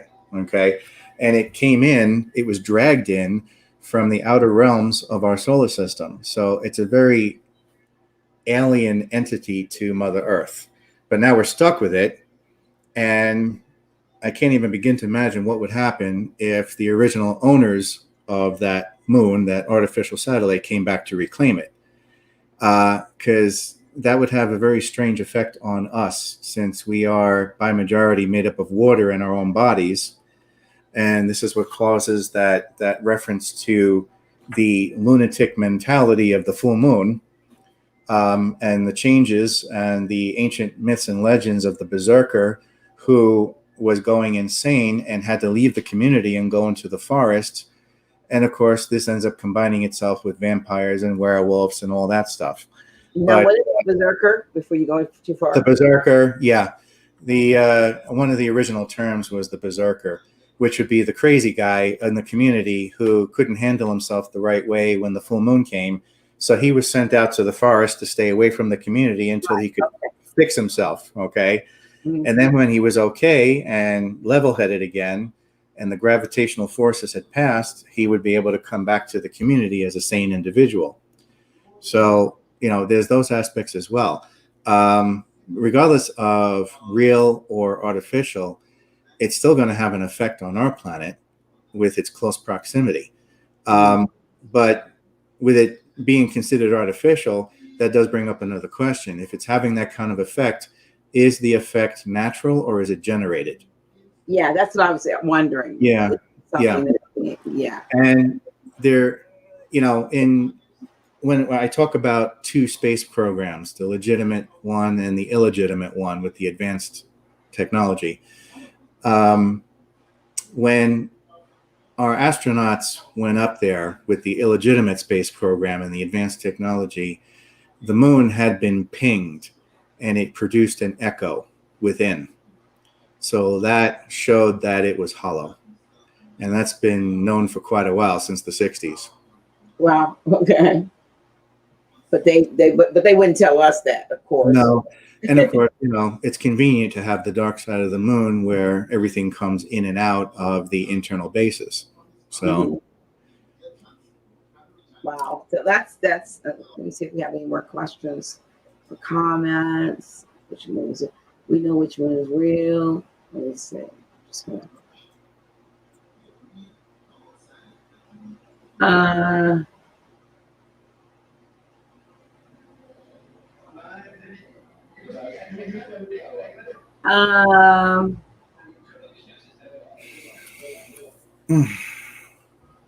we're getting almost to the end. It's been a long, almost 3 hours. We got like I can't believe how fast it went by. It's 10 minutes. Let me see. I was just trying to see. I want to let you just kind of give us some last, closing comments and things that you would like us to know. Like I said, I want to say again that I am greatly appreciative of you giving up your time, because I know you're working so hard, and then this is probably time you would be working on your book, because it's like the only day or so that we're Right. not working until 10 your time. So I just appreciate you and your candor, and I appreciate you for accepting the mission, to come and I'm not talking about to come on office hours. I mean to come back to Yes. Midgard, to planet Earth, and to do what you do, because it does make a difference. When someone like you is, supporting, because there are teachers out there. Some people are trying to teach their, butts off, but yet, they're falling on deaf ears because they don't think the listeners or the hearers are like, oh, they don't know anything. You know how it is. The prophet is without honor in his own country. And so I appreciate you taking on the task, because it can't be easy. To allow yourself to be alienated, even, you talk about the Caucasian race in a like a third person. They're not you. You're like, I might look like this, but that's not who I am. Don't get it twisted. I'm not crazy. I just know who I am, and I know I'm on a mission. And so, I greatly appreciate, and I'm sure my there's a whole bunch of comments here, there, and there, but I still, all in all, we appreciate your knowledge, that you are well studied, that you have been consistent with your mission. You've been doing this since when you did the lecture, was it 2005. Oh, 5, right? Yeah. 5. So going back to 2005, and that's not to mention, that's when you just did the lecture, but you've done, I'm sure many lectures since then, and you've been before hostile audiences, probably of all hues, because sometimes even folks that you're trying to liberate are like, what is he doing that for? Who does he think he is? So they don't know your assignment, they don't know what you accepted. But I knew from the time we first met, about 4 or 5 years ago, I felt your genuineness, and I appreciate your still, like you said, you're keeping that going on, and now your third book. I can't wait for you. I do, like I said, I do have, this is book 2. Yes. And book 1, I have it as a Kindle book, but I will go get a physical copy. I will order a physical copy. If you have a chance, check out the review that Cynthia Martinell did on the second book, the one you have there. Okay. She actually talks about it on one of the episodes on her show. She did a book review on it, and even wrote a very powerful review for it on Amazon too. Wow. So, Cynthia's my sister. Yes. And you know, I had to get her to get on the phone and say, "Where's Richard?" I got the call. I'm like, I'm trying to get in here. He's like, I'm calling Nigel. I mean, I have your number too, but I was trying to. I figured Cynthia had a little bit more clout, you know, so she could get through to you. But I appreciate you. But you know, in these last remaining minutes, I mean, it's not going to click off in 6 minutes, but we have 6 minutes, and we will have the hour. So I want you to say whatever you want to say. I would. Courtney Johnson has a question here. Okay. No, the Earth is not flat. Okay, that goes against the grain of our universe and the way we form here in our solar systems. There is plenty of factual proof to show that it's round. Okay. The examples, don't be fooled by the examples that people try to use from old drawings that seem to show a flat Earth with the tree of life coming out of it. The focus is the tree of life, not the flat plane of Earth. And all these people who try to use the examples are getting that interpretation wrong.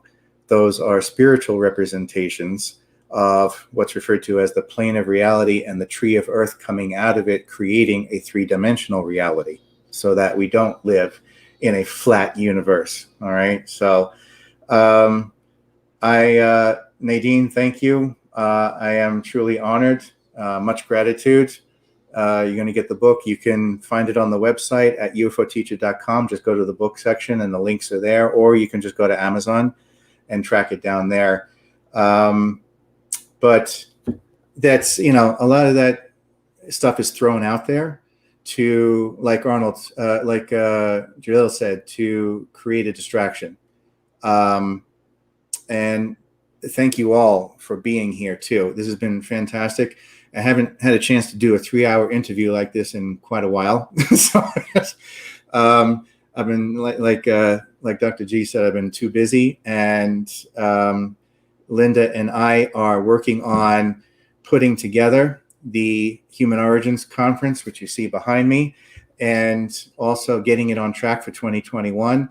We've also formed the Human Origins Foundation, which is the umbrella organization above it. And all of that, the Human Origins Conference and the Human Origins Foundation, was inspired by what I write about in the books. So what you read about in the books became the backbone and the foundation for why we created the conference and why we created the foundation, to focus on true human origins, the Moorish legacy, ancient aliens, and getting the truth out there about what the true heart of the problem is. I suppose I should round this out by saying the third book that I'm working on, which is subtitled The Rise of the Invisible College. One of the big things I refer to in there is the symbolism of the Moor and the Mason. And even though you can find this across the board in all art forms, I focus on film just to hone it down, because that's the thing that reaches the largest audience. And an example would be this. Across the board, there is a repeating theme of the Moor taking the white pale-skinned outcast under his wing and bringing him into the family of man, which is a great message. And it's something that everyone should pay attention to. By example, you have the character of Sergeant in Lethal Weapon movies. You have the character of Sergeant Murtaugh. He has the perfect family.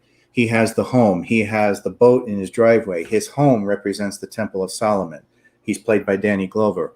He reaches out to this pale-skinned outcast, okay, which is Martin Riggs, played by Mel Gibson, and this guy represents damaged merchandise, and he brings this guy into the family of man, into his family, to know his wife and children, and becomes best friends with him. The boat in the driveway symbolizes being a master mariner, a Moor of the sea, master mariner of the sea. His home is, in one particular movie, in constant flux with renovations, which is a representation of the Temple of Solomon, because he, as a Moor, is building another wing onto the Temple of Solomon, and therefore making room for this outcast to come back into the family of man. This is repeated also in the movie Event Horizon with Lawrence Fishburne, where he is stands in sharp contrast to the Masonic demon played by Sam Neill, who is basically reprising his role in the Omen trilogy as Damien, okay, the son of the devil. And here he is playing that evil part again in Event Horizon, and the Moor has to protect his own crew and stand up to this Masonic menace in this final showdown. In Deep Space Nine, you have Captain Sisko, who is the Moorish patriarch of the whole entire series. And he is the part of the Celestial Temple. Deep Space Nine becomes an extension of that Celestial Temple and therefore represents the Temple of Solomon. And therefore, yes, Mach 9, you said Roger Murtaugh. I even go into the origin of the last name Murtaugh in the book, too, for that character. I'm glad you brought that up. But in Deep Space Nine, who's the Paskin he takes under his wing? Well, it's the character Odo, who, going one step further, is not just a Paskin, but a Paskin shapeshifter. And it turns out his people, these other Paskin shapeshifters, represent the enemy, the Dominion, and therefore the Shetu regime. He brings Odo into the family of man, the Celestial Temple, and makes him part of the family. Okay, you see this repeat again. Lawrence Fishburne reprises his role in The Matrix as Morpheus, and he brings once again the Paskin outcast, which is Neo, back into the family of man and shows him why he is the one. So, you know, this repeats itself across the board. In the Star Wars movies, the prequels, you have Mace Windu, played by Samuel L. Jackson, who is the Master Moor, okay, second only to Yoda.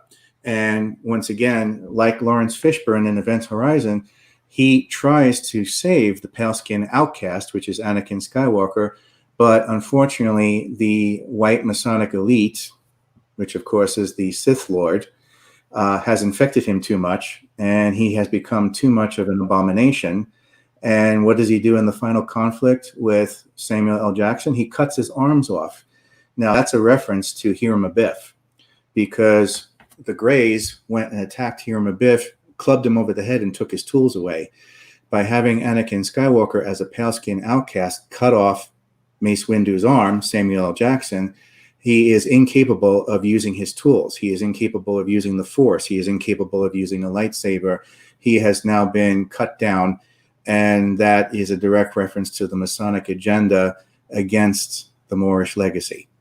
So, you know, there's all this symbolism across the board that comes down to the Moorish Legacy versus the Masonic agenda.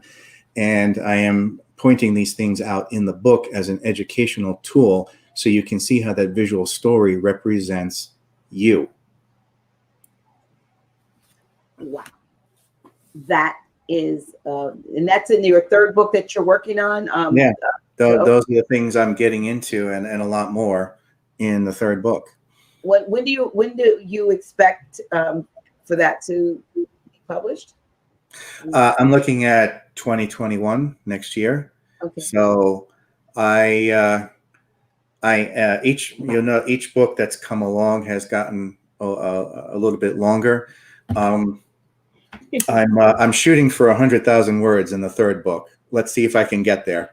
So It's got 276 pages in this one. Yeah. So, you know, each one got a little bigger than the previous one, just because there was more material to talk about. So, but that gives you a taste of where we're going with the third book there. And I look forward to hearing everybody's feedback on the first two books. If you get a chance to read it, awesome. I am truly honored if you do, and much gratitude to everyone.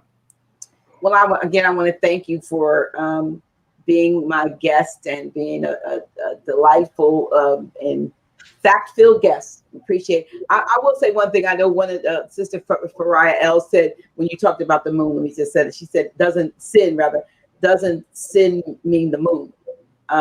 And I know you said it meant something else, but we do hear that that's one of the terms for the moon is sin.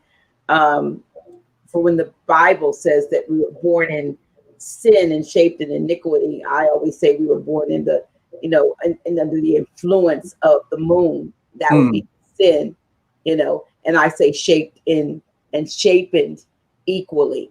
Yeah. There was equity, there was, yin and yang, there's, right, left, but they give it to us in a different way.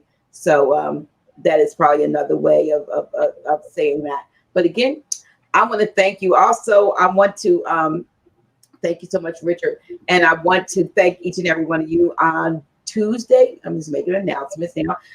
Tuesday, my guest is Dr. Craig Wright. He's the author of he's a numerologist. He's a doctorate of a metaphysical doctor, but he does numerology. He wrote a book called It All Adds Up, and he is awesome. And he's going to be here on Tuesday. Want you to tune in at Grand Chic Taj Tariq Bay. We'll be back on Friday. Because this is the fifth Friday, so he will be back here next Friday, and the following 3 Tuesdays in August, I have a special treat for you all. I see some people saying thank you for the great program, and I appreciate you all. I appreciate y'all being good. A couple of you weren't, but that's okay. I still love you. But for 3 Tuesdays, office hours where Dr. G is having August Super Tuesdays, and I'm gonna put this flyer up just for a minute because I want you all to see. I have to remember where my stuff is. All right, this is coming up, August Super Tuesdays, August 11th, 18th, and 25th. Alcir, the Duke of Tears, is going to be here on the 11th. August 18th, his consort, Sister Selena Cordova L. And on August 25th, Alcir and Selena Cordova L. will be the guest of Office Hours with Dr. G. We are doing a August Super Tuesday specials. You've asked for them. They're coming. You asked for him, and you're not going to get him once, but you're going to get him twice. And then you're also going to have his consort, Sister Selena, coming on. So I want you to spread the word that is happening in the month of August. And Richard, you will have to come back. Maybe you want to come back when your book is out. Because I know you're busy. So when your 3rd book comes out, please make it a point to come back to office hours with Dr. G, or any other time you want. If you want to come on, just let me know, because it's a pleasure and a privilege. But thank you so much. Thank you for having me on the show. It's been great talking with you. You have a good night there. Thank you. And give my love to Linda. I will. Bye-bye there. Thank you.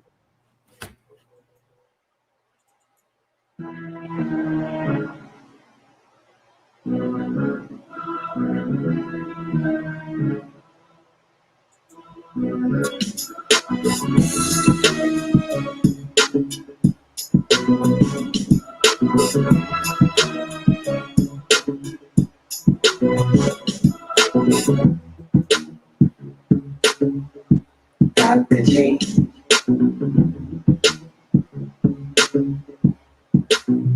Really? Oh shit. Yeah, that's me. Dr. G.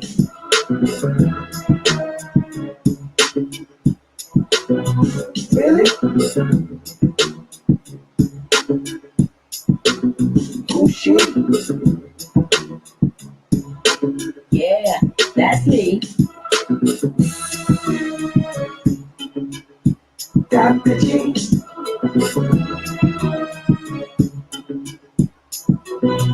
Really? Oh shit. Yeah, that's me. Dr. G.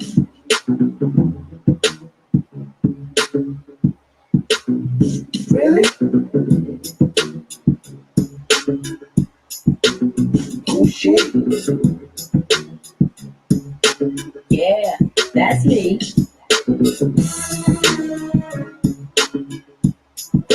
Really?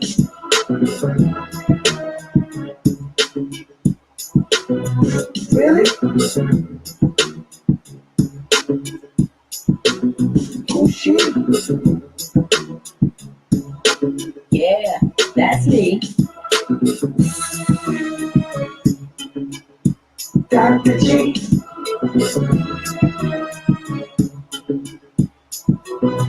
Really? Oh shit. Yeah, that's me. Dr. G.